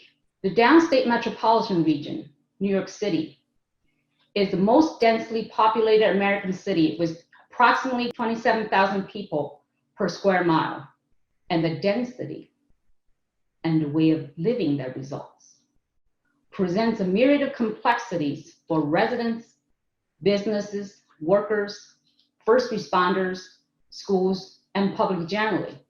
Now, with an uncertain future and a past that offers only limited guidance, we look and listen to our experts to gain a better understanding of the current issues and what the future may hold. Now, let's start from the beginning. The COVID-19 pandemic began in New York in March of 2020. David, how did Workers' Compensation Board respond and adjust initially?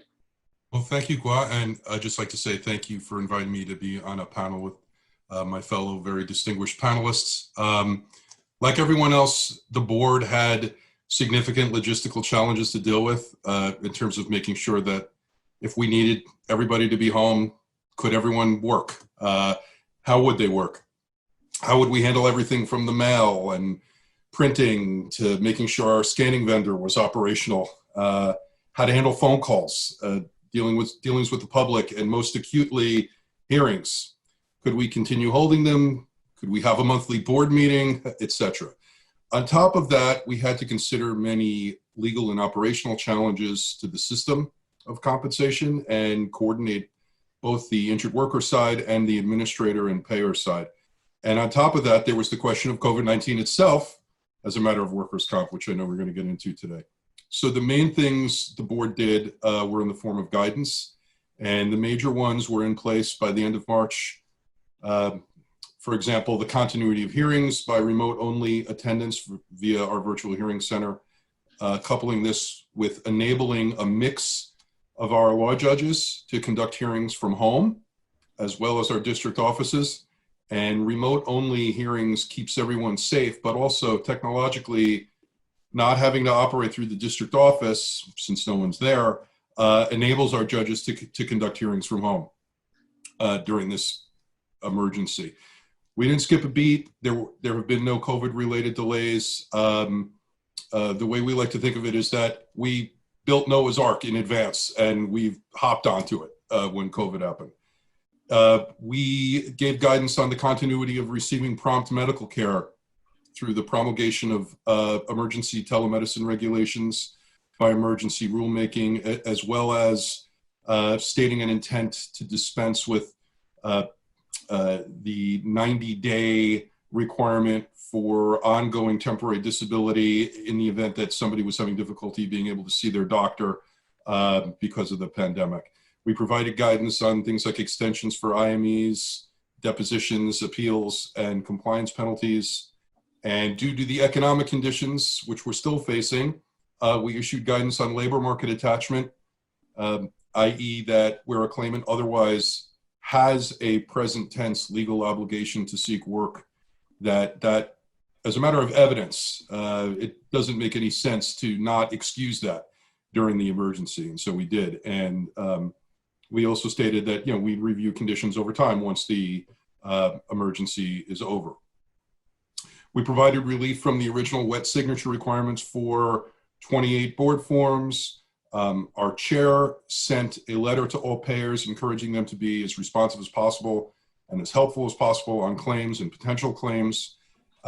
We issued guidance on the cancellation of policies that had been in effect because of Executive Order 202.13, which as of August 6th is now no longer in effect. And in June, our medical director issued a bulletin related to COVID, the medical impacts of COVID. And then in June, we also issued a document relating to compensability. And that's, I know I went through it very fast, but that's basically just a list of how we initially reacted. Yeah. Thanks, David.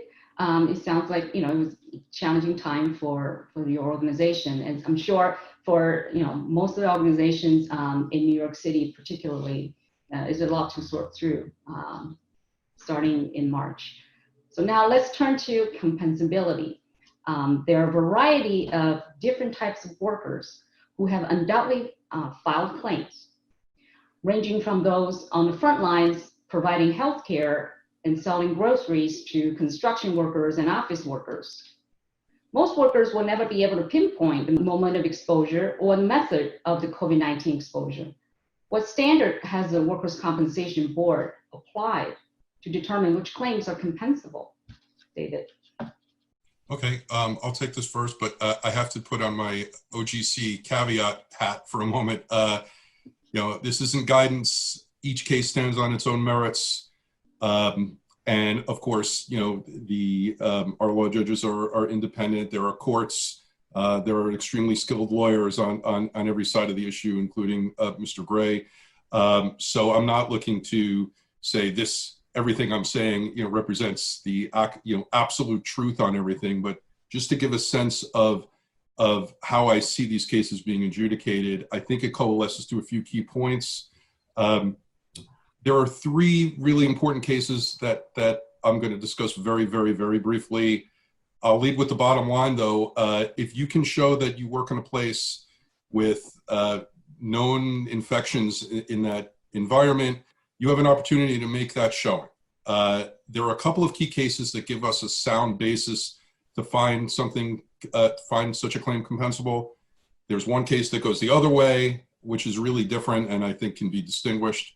But again, an extremely basic summary is there's a couple of different branches that apply here in infectious disease cases and environmental exposure cases. And the key concepts include time definiteness of the impacts or exposures that happen in space and time, and also whether the conditions are unusual, whether you want to call it abnormal, extraordinary, catastrophic, whatever word you want to use. On the infectious disease side, the key case, I think, is a Court of Appeals case called Middleton, which involved a corrections officer who was exposed to a coughing inmate who had tuberculosis over a length of time, and then he too developed tuberculosis.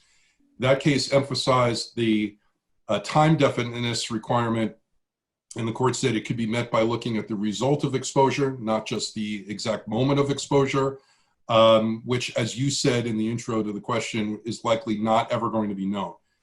In that case, as with COVID, if there's a showing that the circumstances likely provided the method and means of transmission, it can be compensable. And the court emphasized the fact-finding authority of their tribunal in this exercise, which of course is the board. One other case to mention, because the Middleton court relied on it in part, and because also I think the facts are very similar to what we see in COVID cases, is a case called McDonough, which is an appellate division case from 1961, where the court found that a claimant was subjected to an abnormal condition, which was an epidemic, and that condition was of sufficient gravity to constitute an accidental injury. The claimant there was exposed to an unusual amount of germs during a specified time while she was teaching young children, and the medical testimony assigned the result of that close contact to the pupils in her classroom, several of whom, somewhere around 10 of them, had contracted a disease, and accordingly the claim was established for an accidental injury. There are contrary cases, and certainly the most important one, I think, and I definitely want to hear what Rob thinks of this as well, is the Albrecht case, which is a case involving a professor who was on sabbatical in Africa who came down with polio while on sabbatical. And in that case, which is an appellate division case, not a Court of Appeals case, the court disallowed an infectious disease claim on the grounds that it didn't meet time definiteness, i.e. they didn't show an exposure at a specific point in space and time.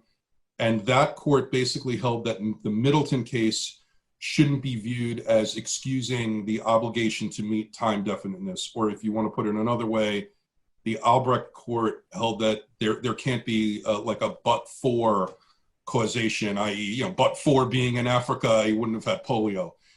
So they suggest you need more than that. Now, that was a 1978 case following the 1975 Middleton case. So the question would then be, and I think the question will eventually be for a court, does Albrecht mean that you need a singular specification of place and time in order to satisfy time definiteness?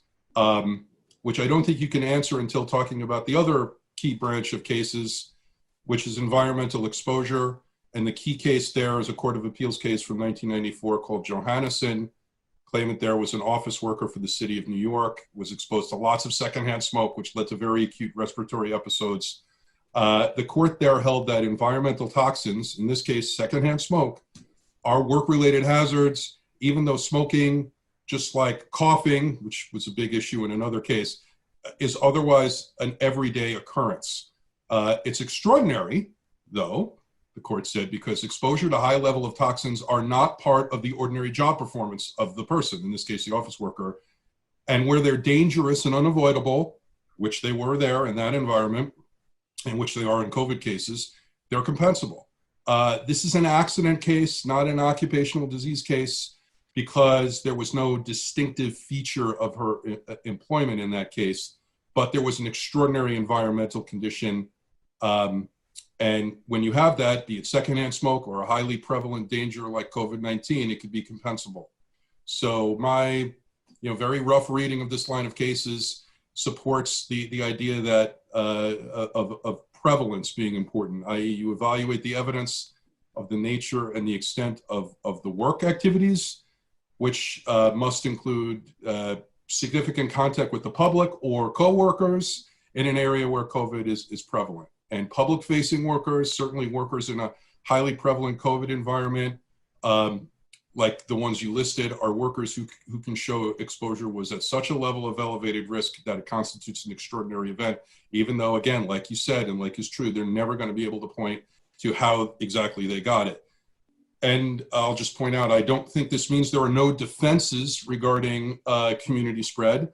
So, perhaps the evidence will show the person did not work routinely with the public, did not work in an environment where it was prevalent, or was working from home the vast majority of the time.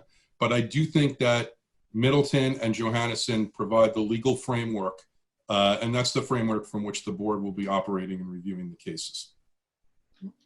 Well, thank you, David, for giving us all the references and the court cases. So Robert, David mentioned your name, so now I'm turning it over to you. So what are the biggest challenges in meeting the standard that David just described? And what evidence should claimants put forward? Thanks, Squaw. I mean, the answer to that question, I think, really depends on whether the case is being advanced under an accident theory or an occupational disease theory. And I don't want to get ahead of ourselves because I know we're going to get into that distinction a little bit later. I think what David was driving at with regard to accident claims is that there are two different kinds of accident claims that a worker can advance under the statute. One is sort of the garden variety accident claim that we're all familiar with. Somebody lifts something and injures their back, or they trip and fall and they break their arm, and we all understand that there's a time-definite acute event that's an accident. You can have that sort of accident claim for a COVID exposure. The worker could come in and say, I had an acute exposure on this particular day at this time to this person, and I know that this person was positive or they appeared to have all the symptoms, and I'm claiming that my illness was a result of that acute exposure. In general, for an accident claim, the worker's got to prove three things. They've got to show that they were working, they've got to show that they were exposed, and they have to show that there's a relationship between the work exposure and their illness. So, one of the cases David alluded to was the Middleton case on tuberculosis, and there are actually a fair number of tuberculosis cases from a certain point in history. And generally, the way those cases boil down is you have a worker and someone else, either a coworker or an inmate or a patient or whoever, and the worker was in close contact with the infected person for some period of time. The worker develops tuberculosis, files workers' compensation on the theory that it was that work exposure to that specific person over that specific period of time that was the cause of their problem. And the employer's defense to that usually is, well, even if we acknowledge that you had that exposure at work, you could have been exposed someplace else at the point in history where tuberculosis was a more commonplace illness than it was. And the courts have generally held that proof of the work-related exposure and a medical opinion that the illness was likely related to that work-related exposure is sufficient. So to boil all that down, for the acute exposure claim, the worker's going to want to be able to describe the date that they were exposed, the time, where, what symptoms they exposed, what symptoms they observed in the person who they believed was infected. It's obviously going to be impossible in almost every case for the worker to prove to a certainty that this person was COVID positive because of HIPAA requirements. The duration of their exposure is going to be relevant. The time lapse between when they were exposed and when they fell ill is going to be relevant because of the medical science about the onset of COVID symptoms after exposure. And of course, if the worker can point out that they don't have any other documented exposures that they're aware of, that would be significant. So if they live in a house with other people and nobody else in the house was sick before they were sick, that would be a relevant point. As David points out, if it turns out that other people in the household were sick before the injured worker fell ill, that might provide a defense for the employer because they may be able to point to an alternate exposure. The other type of accident claim that a worker can advance, though, is a repetitive trauma case. And that there are a line of cases on that, and Johannesson, I think, even though it's an environmental exposure case, really provides the foundation for it. In my view, David Albrecht was incorrectly decided to begin with, and even if we want to acknowledge that it was a correctly decided case, it's been fundamentally overruled by the rules that were set out in Johannesson. For a repetitive trauma kind of case, the person's going to have to identify the kind of job that they do, how many people they come into contact with per hour, per shift, per week, whatever it is. The time frame in which they were performing that job, I think, is relevant. So if someone was performing a job that they come into contact with members of the public in March and April or May when there were skyrocketing cases, we would assume that there's a greater likelihood that they were exposed during that period of time. If they can document or identify any specific exposures that they may have had in the course of their work duties, that would be helpful. If they can say that there was somebody in their place of employment who appeared to have a fever and was coughing or sneezing, etc., and how many occasions that occurred, that would be useful. Again, when their symptoms began will be relevant as compared to when their work-related exposure occurred. And again, whether there are any non-work exposures would be relevant. So the types of workers who we might be talking about for these repetitive trauma or repetitive exposure kind of cases would be grocery store workers or transit workers, Uber drivers or taxi drivers who were driving people around during the pandemic. It's fair to assume that these people had high degree of exposure in the course of their work during that period of time, and that even if they can't pinpoint a specific exposure, it seems likely that they had work-related exposure. By contrast, if the person's a healthcare worker, that wouldn't be an accident claim, that would be an occupational disease claim, and there'd be a different standard of proof there, which I think we're going to talk about a little bit later on, and I think David and I may have slightly different opinions on sort of a lawyerly difference. But my view is that if the person is a healthcare worker and they're making the claim as an occupational disease, the hallmark of an occupational disease is that the disease is associated with the kind of work that they do. So the law essentially presumes that if something is an occupational disease for that occupation, if you're in that occupation and you have that disease, then there's a causal connection, and that reduces the burden of proof for the worker. I don't think in those circumstances the worker needs to document the specific exposure if they were a doctor or a nurse and they were in a facility where COVID was present. If the employer's defense is that there was no COVID, there were no COVID cases present in that facility, the employer may defeat that case on an occupational disease basis. I think the last thing I want to cover in terms of the challenge for the injured worker is that what underpins all of this is what's the burden of proof. I think David had alluded to that. The burden of proof in workers' compensation is just probability. It's likelihood.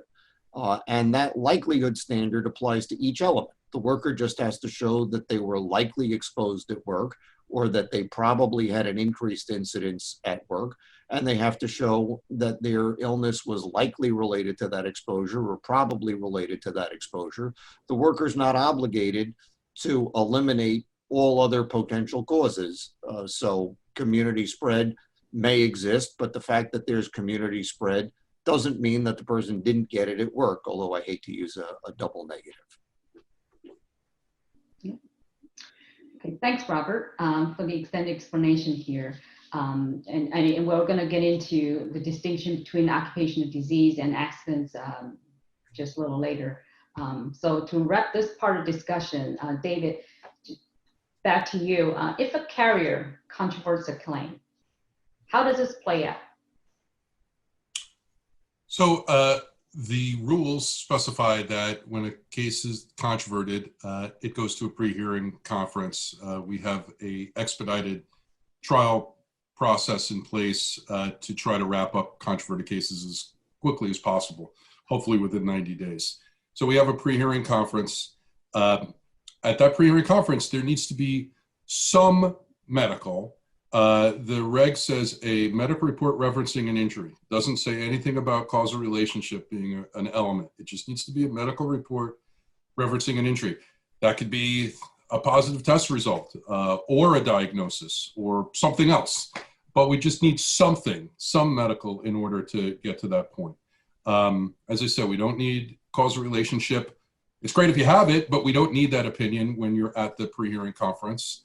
And the way we are looking at these cases is if you have someone, let's say there's only a positive test and that case is in front of you, and they're a nurse or some other frontline worker, then the judge should really, have an inquiry there, ask some questions just to get a sense of, okay, you're a nurse, you work in an emergency room, great.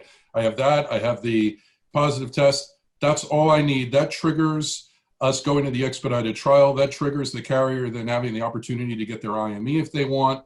And then it'll come down to the facts because you've got enough evidence at that point that I'll call it an accident, occurred in the course of employment. So that's enough to get you to the point where if that's all you have, the case is going to be compensable. So I do agree with Rob about the probable side of it, and the claimant does not have that obligation to throw all other causes or really any other causes into disrepute. They just have to make their case, and it is based on probable. And that is true for medical reports as well. One case that I like is from 1996 called Castiglione, and they go into an analysis of what the word probable means, and they specifically said that use of the word probable does not make the medical testimony worthless. You had a claimant's doctor in that case who said that the claimant's illness could have been related to exposure to environmental toxins at work, and that was held to be sufficient. So that's what happens in a controverted case in terms of moving it along. You just need that basic medical, and then, as I said, if it's a nurse or some other type of frontline worker, you are able to have a little basic inquiry, which is not the official testimony in the case. That would happen at the expedited trial, but it's enough to move these things along so they don't get delayed, and we can get the case established as long as the facts support it. Thanks, David. Both you and Robert touched on a little bit of contrast between occupational disease and accidents, and we know that it's been a lot of focus in Albany on the topic. So, David, can you elaborate a little more on what the differences between the two, occupational disease and accidents, and how might those differences impact the COVID-19 claims? Anything in addition to add? Yeah. Sure. Well, my basic take is I think the comp law, as written, is built to handle infectious diseases as accidents for the most part. Occupational disease is a concept that, some cases it's very easy to show that distinctive feature of employment, but sometimes that's actually difficult to show. There are lots of cases that get disallowed on the grounds that there's no distinctive feature of employment, whereas accidents are compensable as long as the condition arises out of and in the course of employment. So I'm not saying that these cases, I want to be clear, I'm not saying these cases cannot be ODs. They absolutely can. I totally agree with Rob that a healthcare worker clearly is going to meet the distinctive feature of employment in most cases. And there are cases that say that. There are cases involving infectious disease exposures of medical professionals, and they use the occupational disease route. However, typically they use the route because they need to use the route because of the difference in timing in claims filing measured against both in occupational diseases measured against the time where the injured worker knew or should have known and their date of disablement.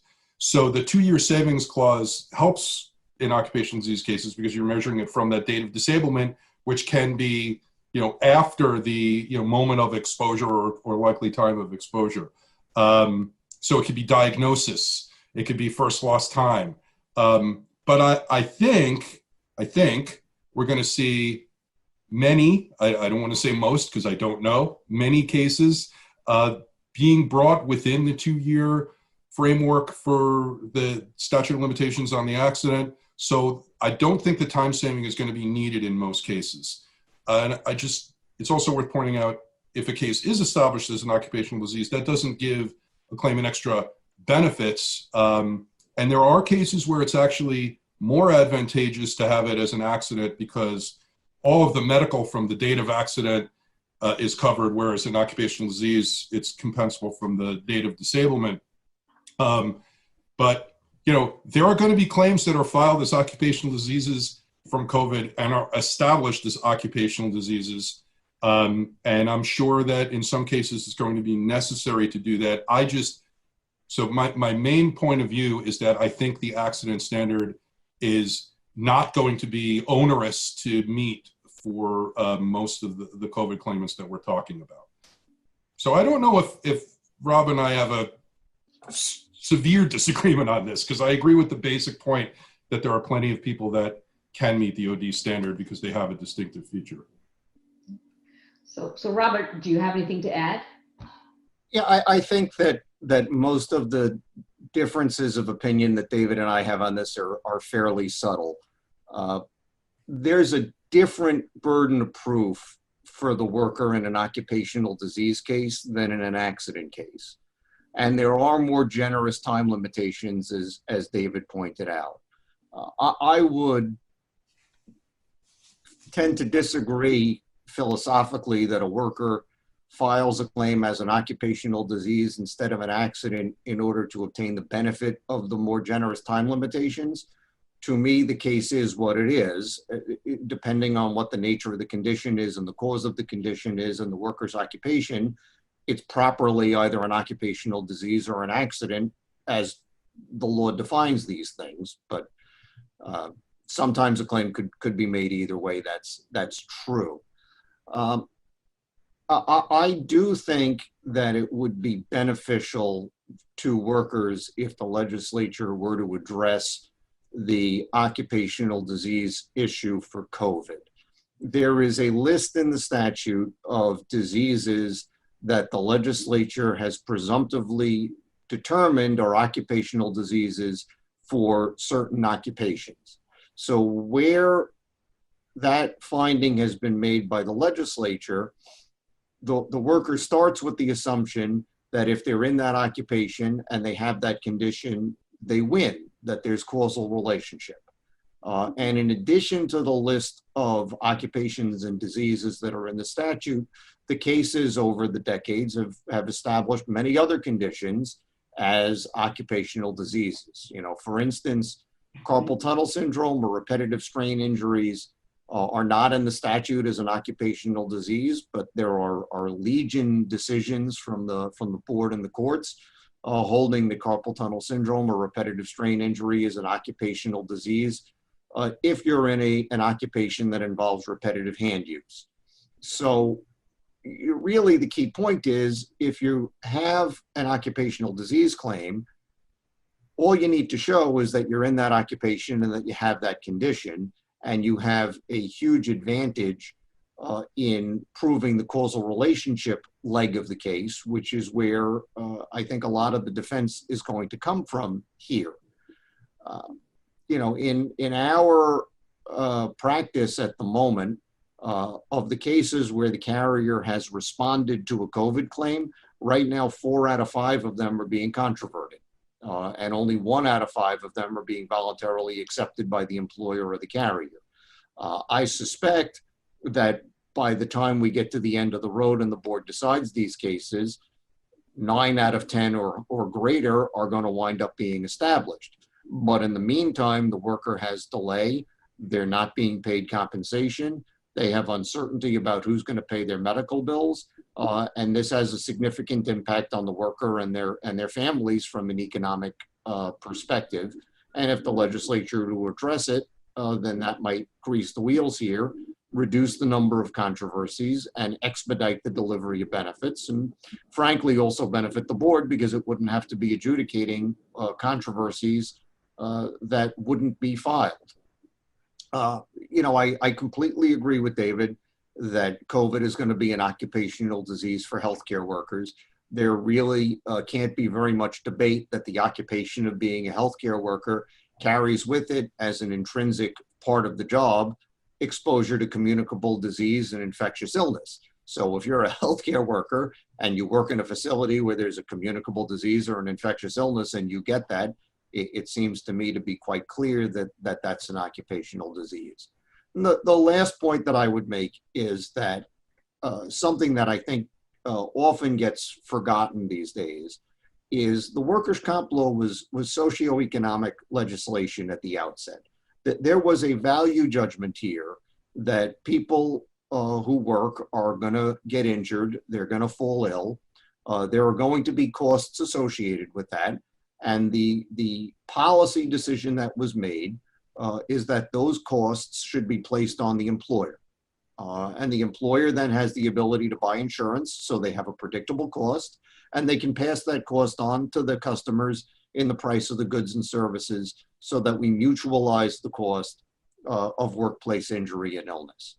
So I think if the legislature were to address COVID as an occupational disease for healthcare workers and essential workers and make it clear that these claims are compensable that way, it would be true to the purpose of the law. It would reduce the number of controversies. It would expedite the delivery of benefits. And it would just get us to the same place that we're probably going to get to in the end, only faster and with a lot less pain and suffering along the way. Well, thanks, Robert. Now let's turn to medical care. So we're still very much learning about the COVID-19 disease. And there's a lot more that we don't know than we do, such as why the coronavirus impacts some severely and leaves others asymptomatic. Let's begin to sort through it. Dr. Packman, much of the medical costs related to COVID-19 will be paid out when the disease is initially contracted and will likely consist of primary care visits, hospitalizations, and the like. What do you think are some possible long-term medical issues and costs that should also be accounted for? Well, thanks, Gua, for having me here. So it's generally been estimated that the cost of care, approximately, if an injured worker is diagnosed with COVID and placed on a ventilator, is about $200,000. We know that only about 30% of hospitalized patients require ventilation treatment. The majority of claims to date have been relatively contained cost-wise from a medical point of view. However, based on our prior experience with the SARS epidemic 20 years ago, which is the basis for much of our modeling now, and some preliminary recent follow-up studies of COVID-19, there's the potential for a long-term tail related not only to the lung, but to the heart, kidneys, and possibly the brain. And there's also the potential for psychiatric comorbidity. So now, could these long-term health impairments hinder future employment, in your opinion? Yeah, there definitely is that potential. In the group disability space, my medical colleagues tell me that they are already receiving claims related to chronic fatigue or chronic fatigue-like syndrome. Neurologists have discussed a post-concussive-like syndrome that's apart from the established post-ventilator ICU syndrome. Obviously, these type of symptoms are often subjective, and we know difficult to predict the prognosis or the impact of related psychosocial or economic drivers. And there's also the potential for blood clot formation, as we know from COVID. So we might be seeing future claims for deep vein thrombosis and maybe even heart attacks. Generally, orthopedic injuries are most common injuries among injured workers. Not surprisingly, over the time, orthopedic injuries and treatments have been a focus of workers' compensation policymaking efforts. So, Dr. Packman, does treating those suffering from COVID-19, which presents so differently than traditional workers' compensation injuries, present a challenge to the existing workers' compensation system? And what are those challenges, and what are some ways to overcome them? Yeah, for me, in many ways, the situation is in some ways potentially analogous to the World Trade Center claims that we continue to receive. There's a long latency period, potentially. There's many unknowns regarding long-term consequences. There's challenging economic conditions and job market, and there's understandably sympathetic injured workers, as well as legitimate questions related to causality from a medical point of view, potentially, particularly related to some of the long-term tail medical problems. So I think it's going to be very challenging. Let's see. So now let's talk briefly about the pandemic's impact on medical treatment for existing claims. For the many workers who suffered injuries and began treatment prior to the pandemic, with delays in treatments caused by the stay-at-home order, resulting setbacks for them. So Dr. Packman.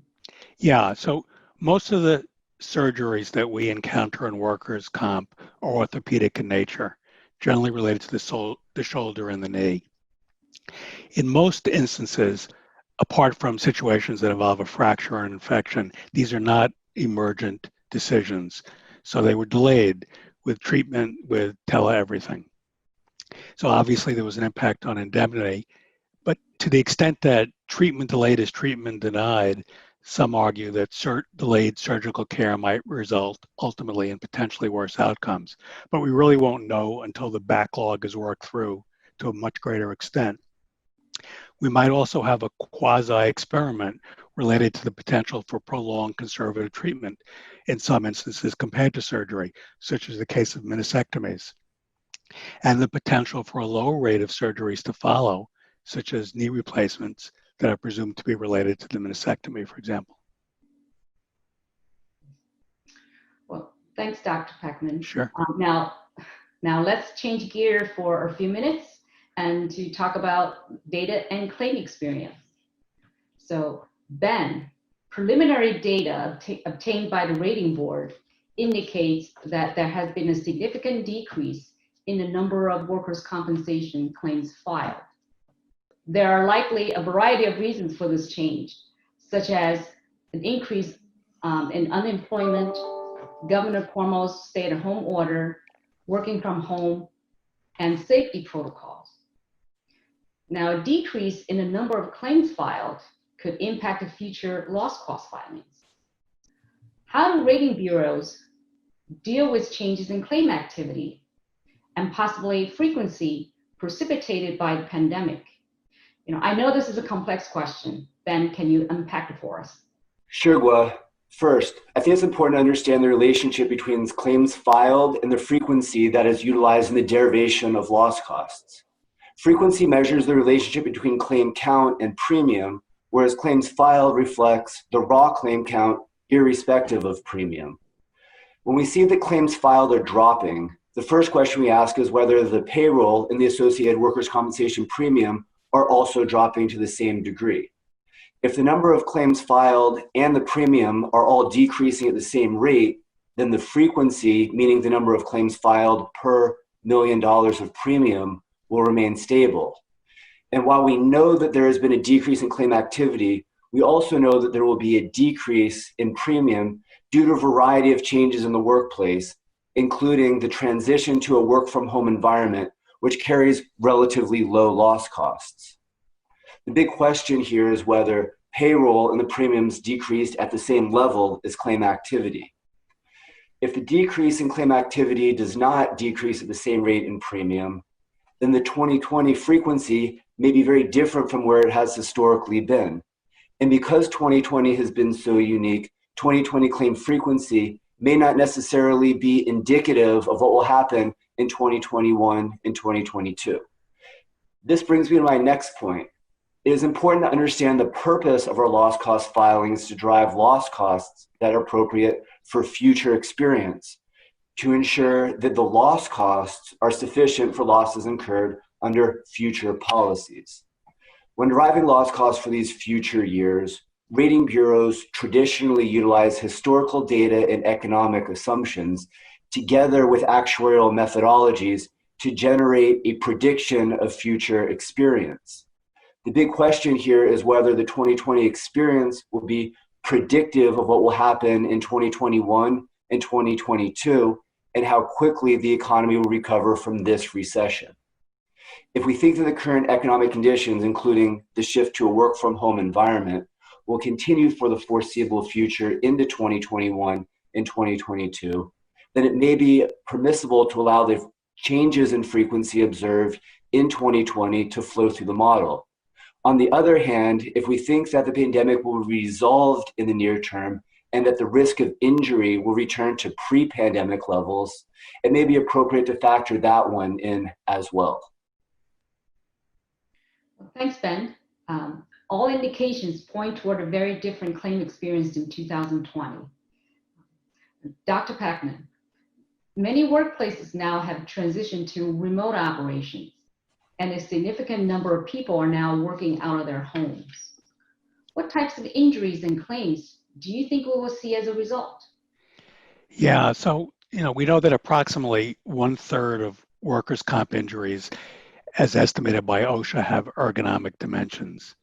So the ergonomic workstation issues are likely to be of the most significant concern for people working from home. Workers might not have access to monitors or keyboards or headphones. They may forget to get up and change their posture, since the more natural breaks that usually occur, like going to a meeting or walking to a printer, won't exist. So I think it's important to deliberately incorporate movement into the day, take a walk while taking a conference call, that kind of thing. I think that employers are going to need to think about more long-term solutions and offer maybe potentially some different types of equipment to workers. Then there's the potential for trips and falls that are present in the home. I'm looking around in my home office. I don't know if you could see it, but I'm seeing some things that maybe I need to take a look at and change. Some electrical cords and equipment that are potential hazards.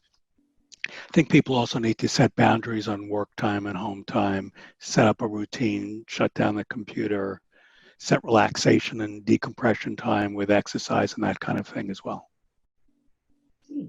So now, Dr. Packman, do you think we will see significant mental health claims filed by frontline workers? And what types of outcomes can we expect? Yeah, so mental health and well-being are always a concern, and people always struggle with perceived loss of control and uncertainty. I mean, all of us do. So I actually wear two hats, as you had mentioned. I'm a licensed psychologist as well as a licensed physician. So this issue of mental health claims and the potential impact is a particular concern to me. In China, where the disease struck first, and so we have more data, approximately 10 to 15% of healthcare workers have reported disabling symptoms consistent with anxiety and depression. Over a third reported symptoms consistent with PTSD. Over a third reported psychiatric symptoms in general. And again, I'm talking about healthcare workers. But some of the symptoms were insomnia, impaired concentration, memory impairment, in addition to the anxiety and depression. And again, from this data, injured workers with pre-existing psychiatric comorbidities reported a worsening 20% of the time. And there's also been some reports of, in general, of increased opiate overdoses associated with the pandemic. Thank you, Dr. Packman. Sure. Now, it's easy to see how COVID-19 might exact a toll on workers, but we may also see other types of claims in the system. Robert, and back to you. What do you think if there's a possibility for consequential claims? And what might those claims look like? Oh, I think there are most definitely going to be consequential injury claims stemming from people who have COVID-19 related illness. And I think that those claims are going to take many different forms. There's no question that there are going to be claims for consequential mental health disorders. We see that already in the existing system when people have physical injuries and they have adjustment disorders or major depression, secondary to the physical injury and disability and the loss of income. And, those sorts of claims are routinely compensated. And I suspect that they'll be routinely compensated as consequential injuries for people who are diagnosed and were disabled with COVID-19. As Dr. Packman alluded to, the science on the long-term consequences of COVID-19 from a physical standpoint is still developing. I've seen some reports in the last couple of weeks about myocarditis being a consequential result. There's some evidence regarding blood clots. I'm not qualified to comment on all of the different physical and medical consequences that may result here. But I think that there's no question that there's going to be a wide variety of secondary medical problems and conditions, both physical and mental, that are going to result from COVID-19 infection, and that consequential injury claims and in some of the more significant cases, consequential death claims are going to be presented for adjudication by the board for many, many, many years to come. The direct mental health claims are going to be a separate matter. Those aren't consequential claims, but if we have healthcare workers who were working in, for example, in Montefiore Hospital, which was close to a war zone during the pandemic, or other facilities that were overwhelmed, I think that we may very well see claims for people who do not have, were not infected with the virus, but have mental health consequences that are a direct result of the work that they did during the height of the crisis. I think those are going to be presented as accident claims for adjudication by the board. So, somebody earlier mentioned the World Trade Center as an analogy. I think it was Dr. Packman. I think that's a good analogy in terms of that we're still dealing 20 years later with World Trade Center claims, some of the issues in those claims, some of the consequential injuries that are arising from those. I think one key difference between the World Trade Center experience and COVID is that a lot of the medical treatment for World Trade Center patients was expedited eventually as a result of the World Trade Center health program. So those folks were able to get access to medical care without necessarily fighting their way through disputes and workers' compensation, because the World Trade Center health program was there to cover that. Thus far, we don't have an equivalent for workers' compensation. And I think that creating adequate medical resources and access to adequate medical resources is going to be a significant challenge for the board now and going forward. See. So, David, any thoughts on consequential claims? I agree with what the way Rob characterized it. The only thing I'll note in addition is I think on the tragic consequential death claims, there's going to be two kinds of them. I think we'll see ones that arise in the relative near term that you can clearly show the trajectory, how it affected the renal system, the heart, the lungs, etc. But you're also going to see these claims down the road because we just don't know yet what kind of impact it's going to have long term. And with death cases in workers' comp, if you have a compensable claim and you die, it just needs to be a contributing cause or a proximate cause. It doesn't need to be the cause. There's no way to parse out or apportion the causation there. So I think we're going to see, an unknown second type of consequential death in these cases down the road, unfortunately. Okay. So now, Dr. Packman, you alluded earlier, but maybe you can elaborate a little more here. Could a health impact of a COVID-19 turn into a comorbidity for other types of workers' compensation claims?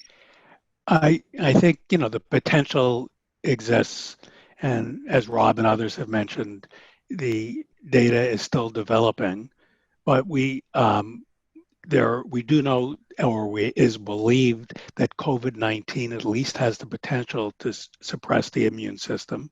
So there might be claims related to an increased risk for future infections. Again, looking at prior epidemics, evidence from MERS, which is another coronavirus, was that there was an increased risk for things like TB, which we've discussed here, as well as even the flu.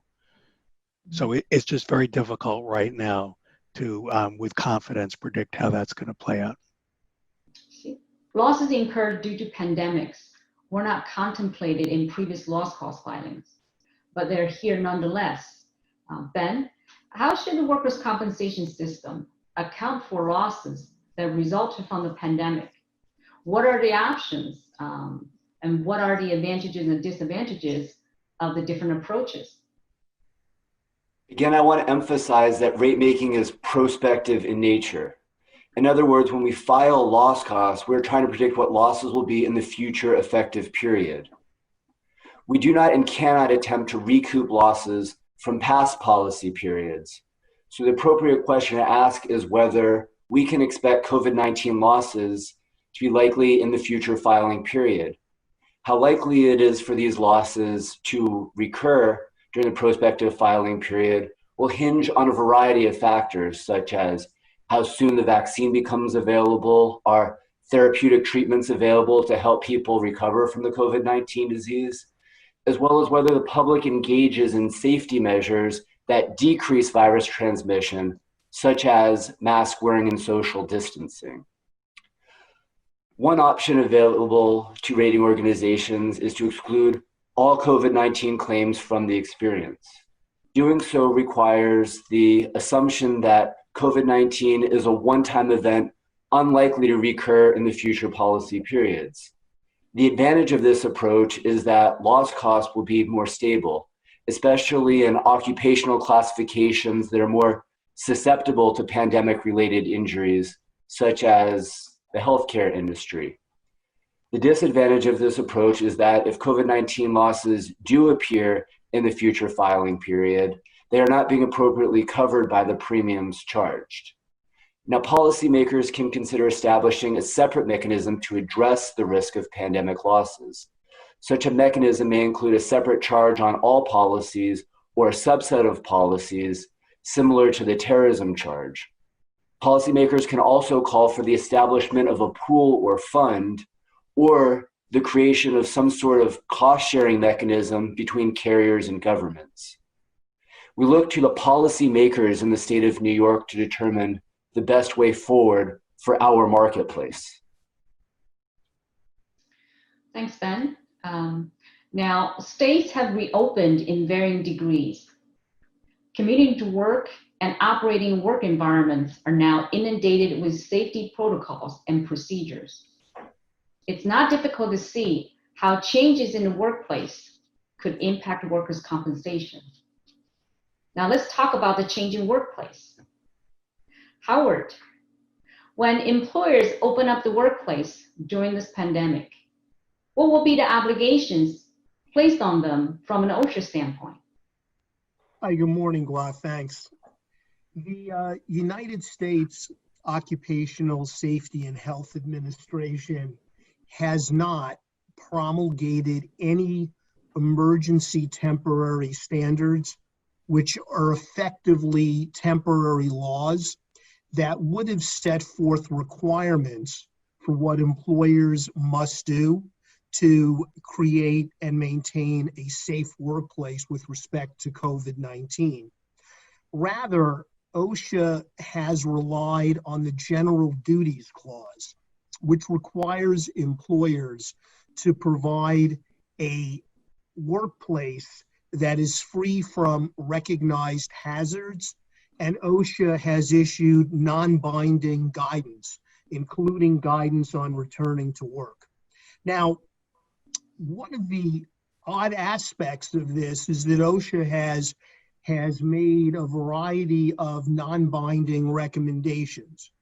We see that employers are recommended to establish a disease preparedness and response plan. The employer is recommended to establish preventative programs, including things like regularly cleaning the workplace, deep clean in the event of a positive case of COVID-19, promote good hygiene, facilitate social distance of at least 6 feet, teach employees about masks. That's something that OSHA does. Indeed, today I received my OSHA tip of the day for COVID-19, and it's the recommendation today is that we train workers on safely wearing cloth faced coverings. Now, that is very elementary. We're 6 months in to the pandemic. And so if you think about that, I was struck by how basic that recommendation was when it hit my email at early this morning. And so clearly, I think that demonstrates that OSHA's voluntary guidance here has not been as aggressive and as helpful as many would have wanted. I mean, certainly employers have to conduct a hazard assessment to determine what is the appropriate level of PPE for their workplace. A confirmed case of COVID-related, a confirmed case of work-related COVID-19 is a reportable workplace illness on OSHA Form 300, which is something that employers of 10 or more employees have to complete.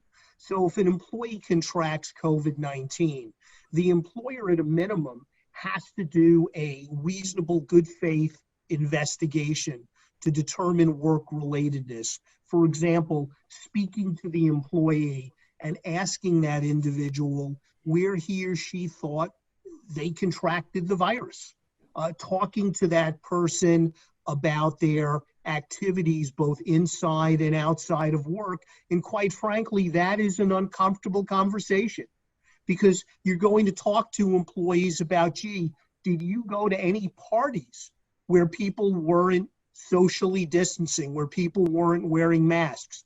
Did you go to an indoor restaurant, assuming that it's permitted in the jurisdiction where the employee spends some time? And then, of course, to review the workplace itself. For example, there may have been a cluster of positive cases at a particular workforce. The bottom line here is that in the absence of uniform mandates coming from OSHA, states have filled the breach, including New York. And so, although they're labeled as guidance, we have seen New York promulgate very significant detailed requirements that employers must meet in order to reopen. Employers are required to provide face coverings, masks, both initially to get the employees started and then provide them on a no expense basis as replacements. Employers are training employees about how to use and discard PPE, whether it's a mask or gloves.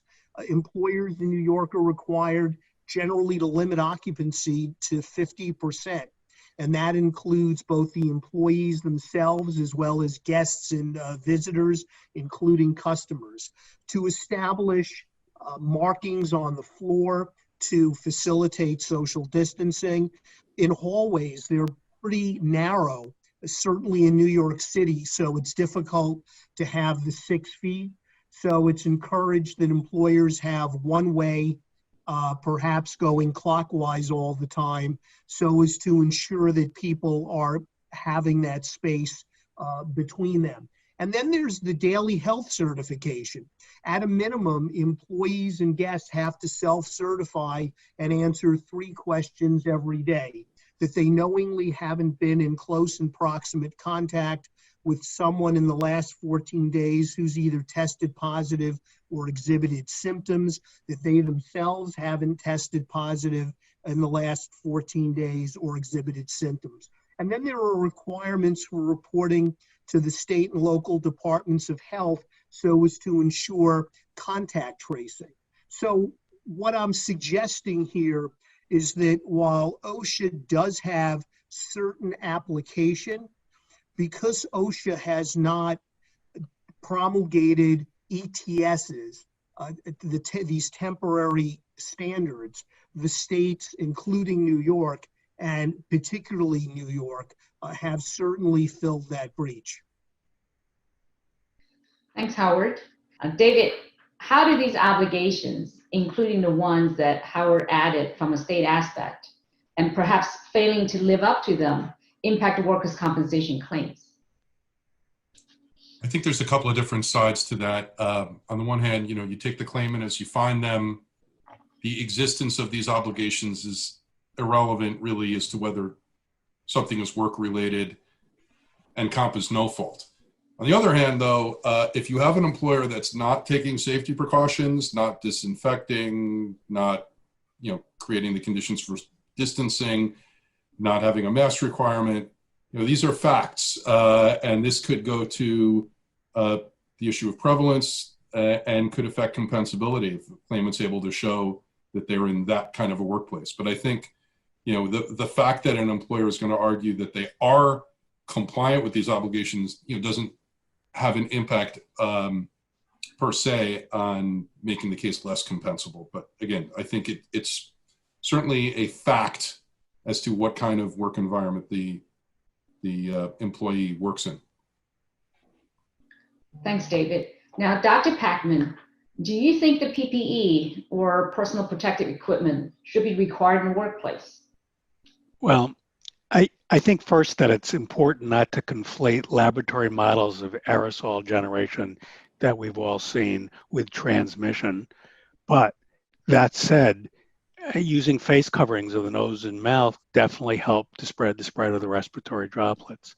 So we know, for example, from the experience at the Missouri Beauty Salon, in which both stylists were unknowingly positive, but both were masked, they didn't result in any known transmission to the patrons, who were also masked.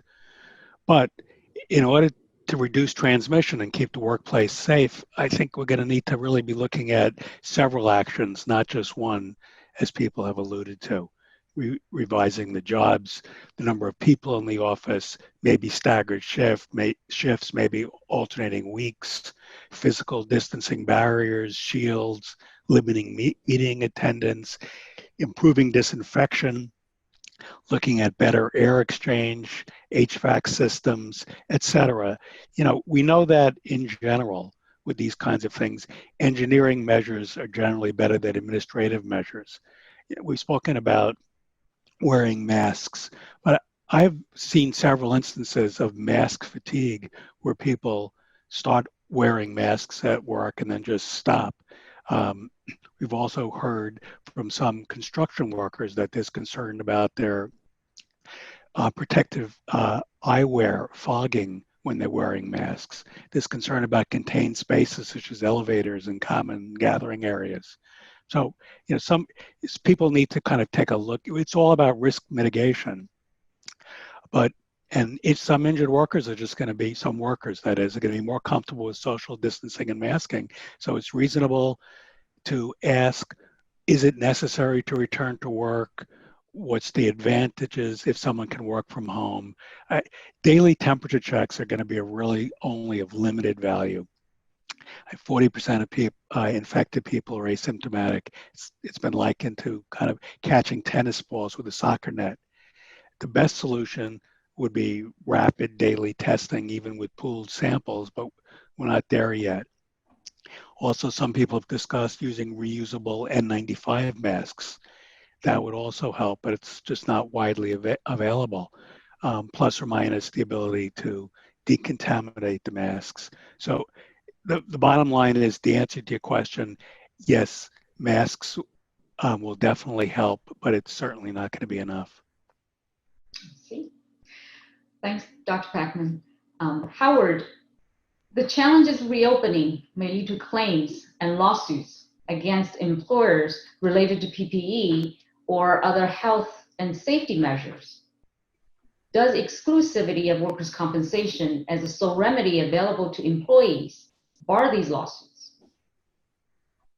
We certainly have seen a fair number of COVID-19 related tort claims that have been filed. Initially, they were against high-profile employers, Walmart, McDonald's, Safeway, and they asserted that the companies failed to protect the workers from COVID-19, including allegations of inadequate PPE. I remember reading a press account of one of the lawsuits, and the allegation was that the employer instructed employees to use a coffee filter as a face mask, which is just incredible. And so clearly those lawsuits have been filed. More recently, I've seen them filed against smaller employers. And so I do think that we will see a significant number of those claims filed over time.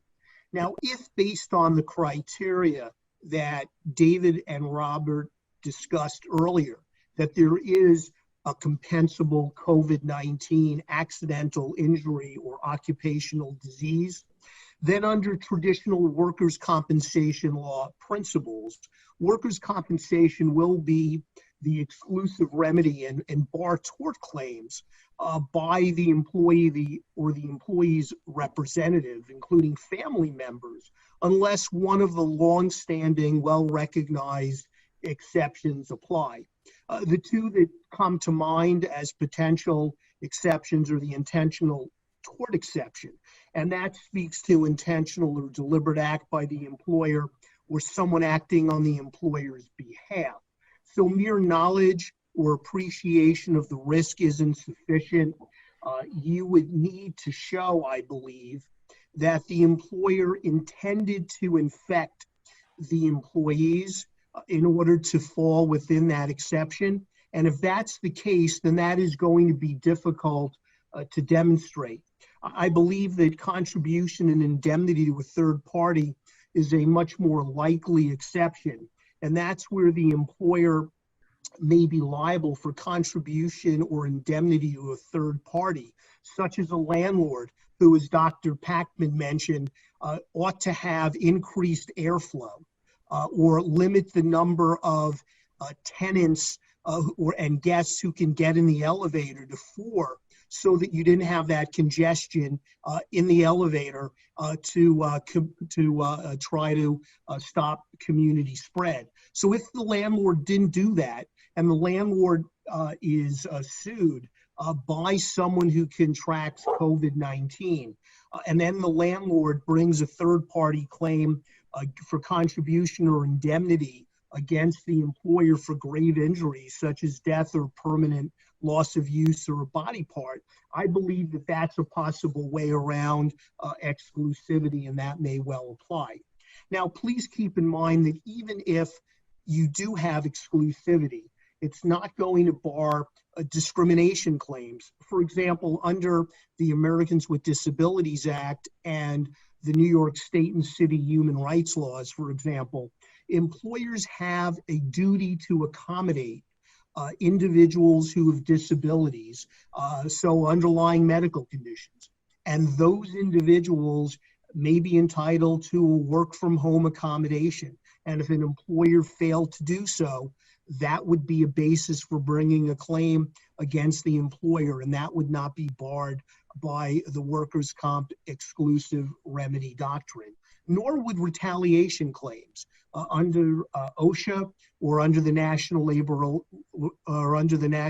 Relations Act or analogous state or local laws. And so those claims would proceed without respect to the exclusivity doctrine. Thanks, Howard. Now, David, what are your thoughts on exclusivity and safety-related claims against employers during this pandemic? Well, I think exclusivity is definitely going to be a factor in evaluating suits, which, they're not brought before the Workers' Comp Board. So this is not technically in my direct area, but in looking at those suits, you have to take Section 11 of the Comp Law into consideration, even if those suits relate to, let's say, securing, PPE or suits that the workplace is unsafe. One of the more interesting cases in this area is a First Department case from 1993 against Con Ed called Acevedo. And that involved Con Ed workers who, after a steam pipe explosion, were called in to clean it up. And they were reluctant unless they were given a higher standard of personal protective equipment. So they sued. And one of the interesting questions, the most interesting question, I think, for our purposes here, is that lawsuit had nothing to do with an injury. It was, they were just looking for better protective equipment. But the rationale the court used was that even though this doesn't involve an injury per se, if an injury occurred because of lack of PPE in that circumstance, from exposure to asbestos in that case, then it would be within the exclusive domain of the Workers' Comp Board, and therefore Section 11 applied to bar the claim. So that's a separate ground from the intentional tort ground. It's really the prospect of an injury ground that triggered Section 11, and I think that's a case. Again, it's not a Court of Appeals case, it's a First Department case, but it's one that I'm certain will come up in claims of exclusivity by employers. I agree with Howard that other claims, be they related to labor relations or discrimination under the Americans with Disability Act or civil rights, they are separate, and I think they will proceed. Thanks, David. Now, Robert, do you agree with David and Howard, and do you have anything to add? I generally agree with both David and Howard, although less diplomatically.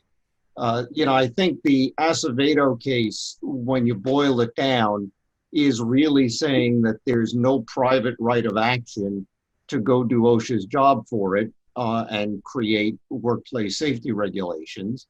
And that's especially relevant in the current state of affairs, where OSHA is completely and totally derelict in its duty here.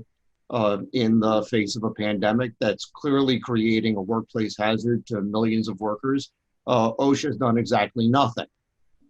Now, with regard to a worker who contracts COVID while on the job, their exclusive remedy is going to be their workers' compensation claim with regard to the employer. We have in New York probably the strongest exclusive remedy rule in the country. Other states, there are exceptions to exclusive remedy for gross negligence or violation of safety laws. And in New York, we do not have any of that. A case I thought David might mention and help me out by remembering the name of the case was from the 1970s. There was a thermometer factory where the workers were exposed to mercury due to unsafe working conditions. There were deaths as a result of the exposure. The owners of the factory were convicted of manslaughter.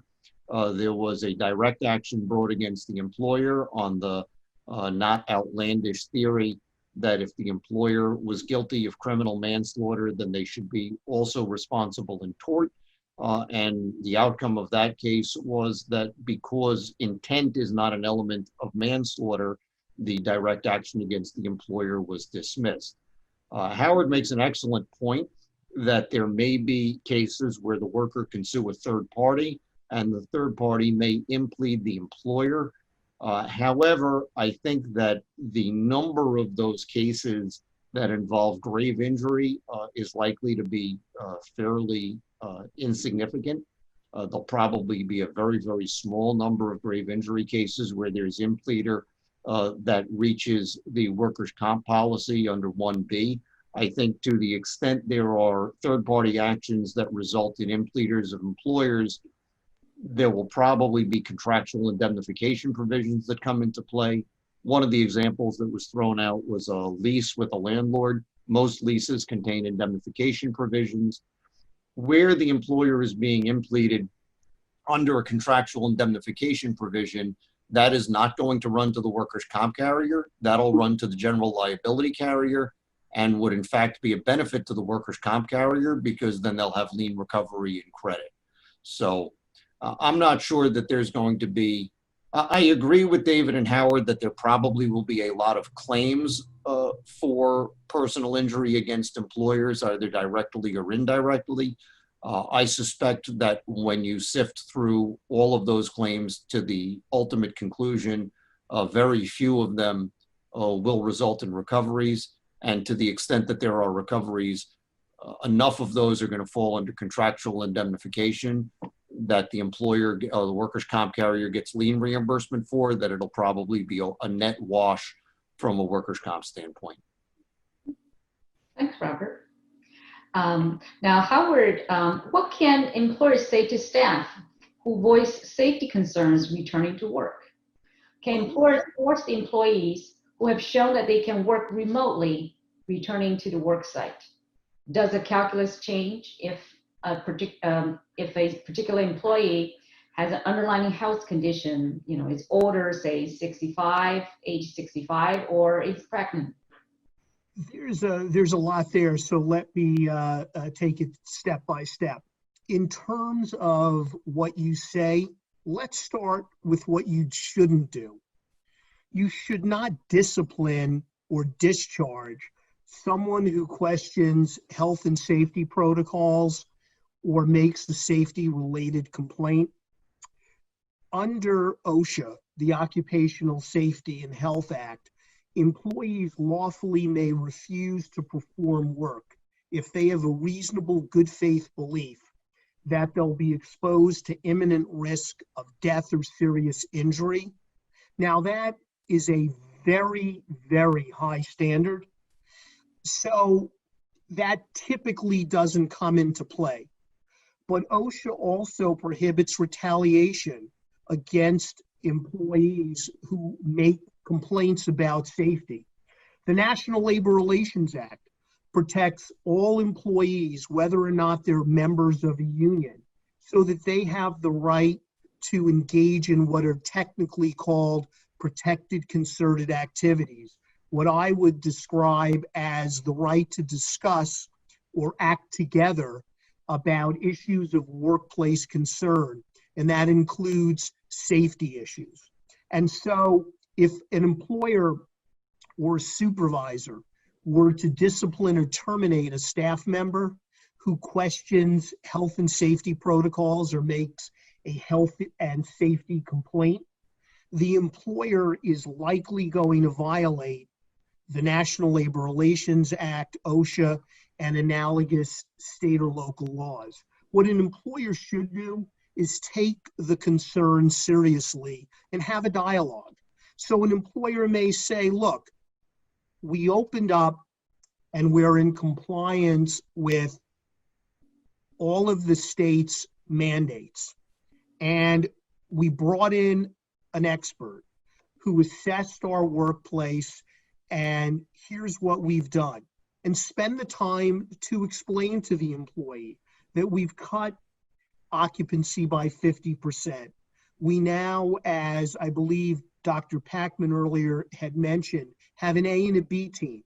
Employees are on for a week or 2 weeks at a time, and then they work from home. We've increased the ventilation. We've put up plexiglass. In some instances, people, rather than provide a mask, they're providing a shield, a plexiglass shield that covers their face. And then you talk to them and you say, what else, if anything, can we do that might address your concern? Now, sometimes there are just structural things that you can't address. So someone may say, look, it's not the workplace, it's getting to work. I need to get on the subway and I'm uncomfortable doing that because few people have the luxury of walking or riding a bicycle to work. And so that is a hurdle that there aren't very many practical solutions for. But I do believe dialogue is the best way to go. Now, in terms of forcing people to return who can successfully work remotely, generally, employers do not have an obligation to permit teleworking or telecommuting, but there certainly are instances when that's required or may be required, and you've identified them. So let's start with some basics. There are certain businesses that currently are not able to operate in person in New York State. And so if you are one of those businesses and your employer says come to work, then clearly the employee does not have to go to work. In most cases right now, businesses in New York State are permitted to be open, provided that the employer meets a variety of health and safety guidelines that many of us have discussed this morning, including, as we've mentioned now, that occupancy is limited to 50%. And so if the employer is meeting that, then you can have somebody come to work. Now, if an employer isn't, then employees are encouraged to file complaints with the New York State Department of Labor. There's a link on the New York State Department of Labor website to take in complaints. Now, turning to areas where employers have a duty potentially to accommodate folks who are age 65 and older, pregnant, who have underlying medical conditions. The CDC has recognized that those folks are at risk for severe outcomes if they contract COVID-19.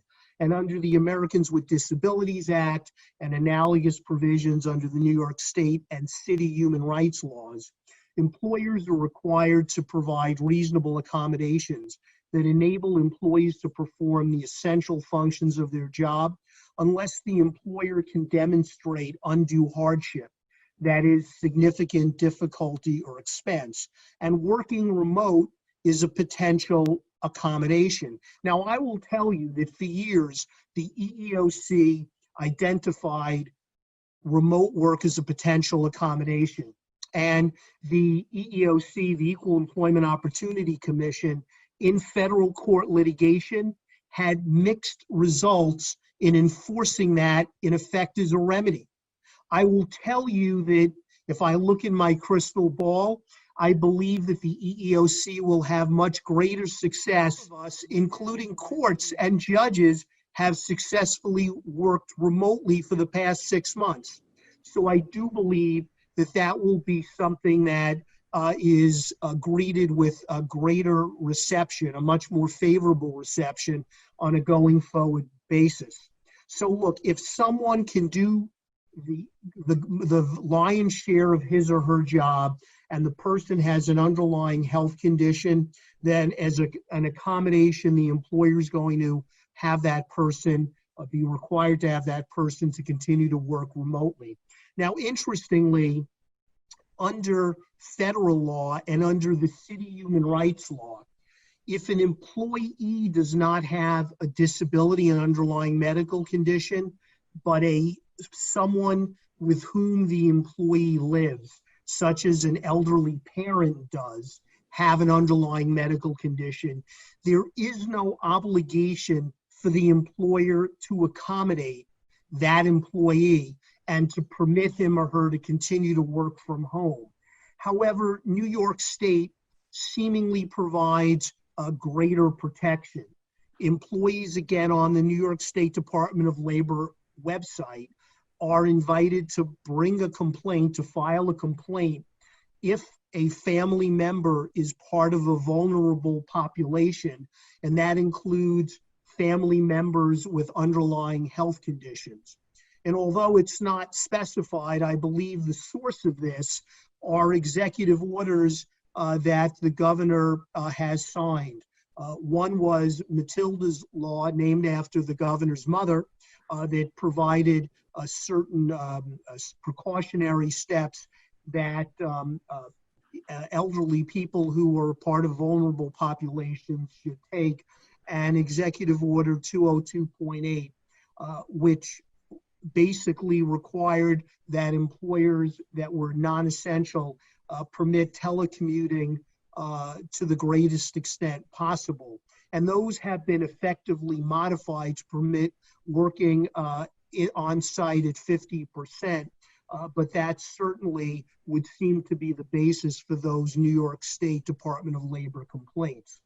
Now, in terms of age, the Equal Employment Opportunity Commission has recently opined that employers do not have a legal obligation to accommodate older workers under the Age Discrimination in Employment Act, which protects against age discrimination for those age 40 and above. However, the EEOC just opined that employers, if they provide flexibility, such as working from home for those age 65 and above, which has the practical effect of disadvantaging those between age 40 and 64, then the EEOC would not view that as age discrimination. Now, the New York City Commission on Human Rights has taken a different tact. It notes that in New York City, the New York City human rights law protects all workers from age discrimination regardless of age. So providing accommodation to older workers, even though it's not mandated, would violate the New York City human rights law. Now, the City Human Rights Commission's workaround there is to recommend that if an employee who says, hey, I need an accommodation because I'm age 65, I'm at risk for a severe outcome, the City Commission has advised employers to tell employees, look, you may be able to get an accommodation if you have an underlying medical condition. And certainly pregnant employees are entitled to accommodations under a variety of federal, state, and local laws. And one of those accommodations, again, and perhaps the most likely one, would be working from home. Well, thanks, Howard, for the loaded answer. Now, if and when a vaccine becomes available, can employers require employees to get vaccinated? Well, here I'm going to give you a very direct answer, and that's no. And now I'll give you a little more detailed. Employers, whenever it comes to vaccines, whether it's a flu vaccine or other vaccines, employers should expect employees to make requests for accommodations based on medical conditions. For example, potential allergic reactions to the ingredients, or sincerely held religious beliefs. Someone may say, look, I'm a member of a particular religious group, and I have a sincerely held religious belief, and we just don't get vaccines. Now, I will tell you that when the EEOC last looked at this with H1N1, the so-called swine flu, the EEOC advised that employers could not compel employees to take influenza vaccines, regardless of medical conditions or religious beliefs during a pandemic. That's quite a statement. That means that even if someone didn't assert a medical or religious accommodation, the employer still couldn't require that the employee take the vaccine, even during a pandemic.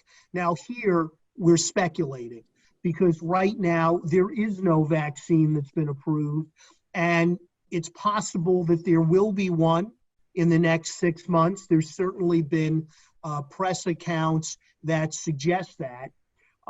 And we don't know whether the EEOC is going to follow its prior guidance with H1N1 with swine flu here, because it's possible that the EEOC will say, you know what, community spread is so great and the risk of severe outcomes is so serious that we're going to treat this as a direct threat to the health and safety of coworkers. So someone who doesn't take the vaccine perhaps won't be able to come back to work. That's a possibility. I'm speculating both as to whether a vaccine will be available and the position and guidance that we'll see from the EEOC. And I would also encourage you to look for guidance from the New York State Division on Human Rights and the New York City Commission on Human Rights to see if they follow EEOC guidance or if they set their own path, which on occasion they have done in this area. Thanks, Howard. We'll definitely, it would be nice to have a vaccine to become available sometime soon, but we will see how effective it will be and whether we will have to get vaccinated or not. So now, as we know, there are a variety of other federal, state, local laws and ordinances providing paid time off for workers impacted by COVID-19. In addition, many employers have rolled out additional leave policies related to the pandemic. Now let's dial back to losses and loss costs. Ben, have these leave policies reduced the number of claims? If so, what's the impact? Yeah, the short answer is that the data that we have thus far, some of it anecdotal, suggests that these programs have reduced the number of claims filed.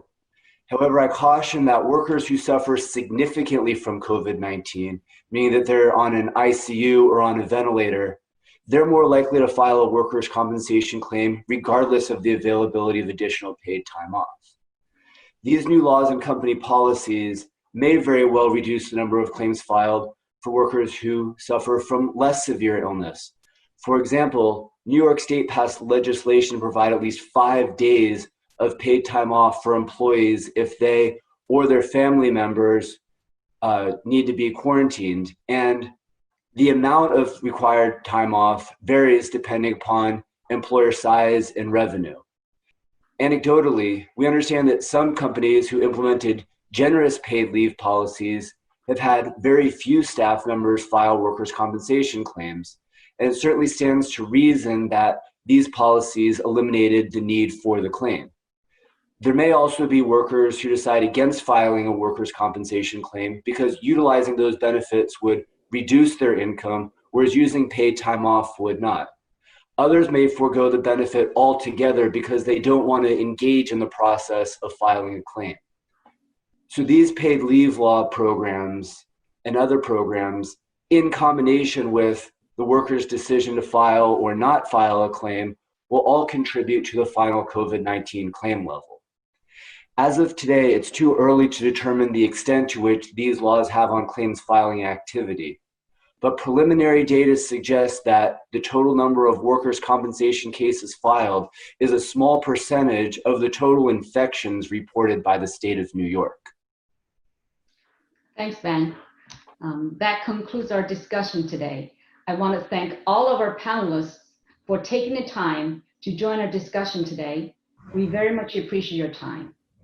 For those of you watching via virtual stream, thank you for tuning in.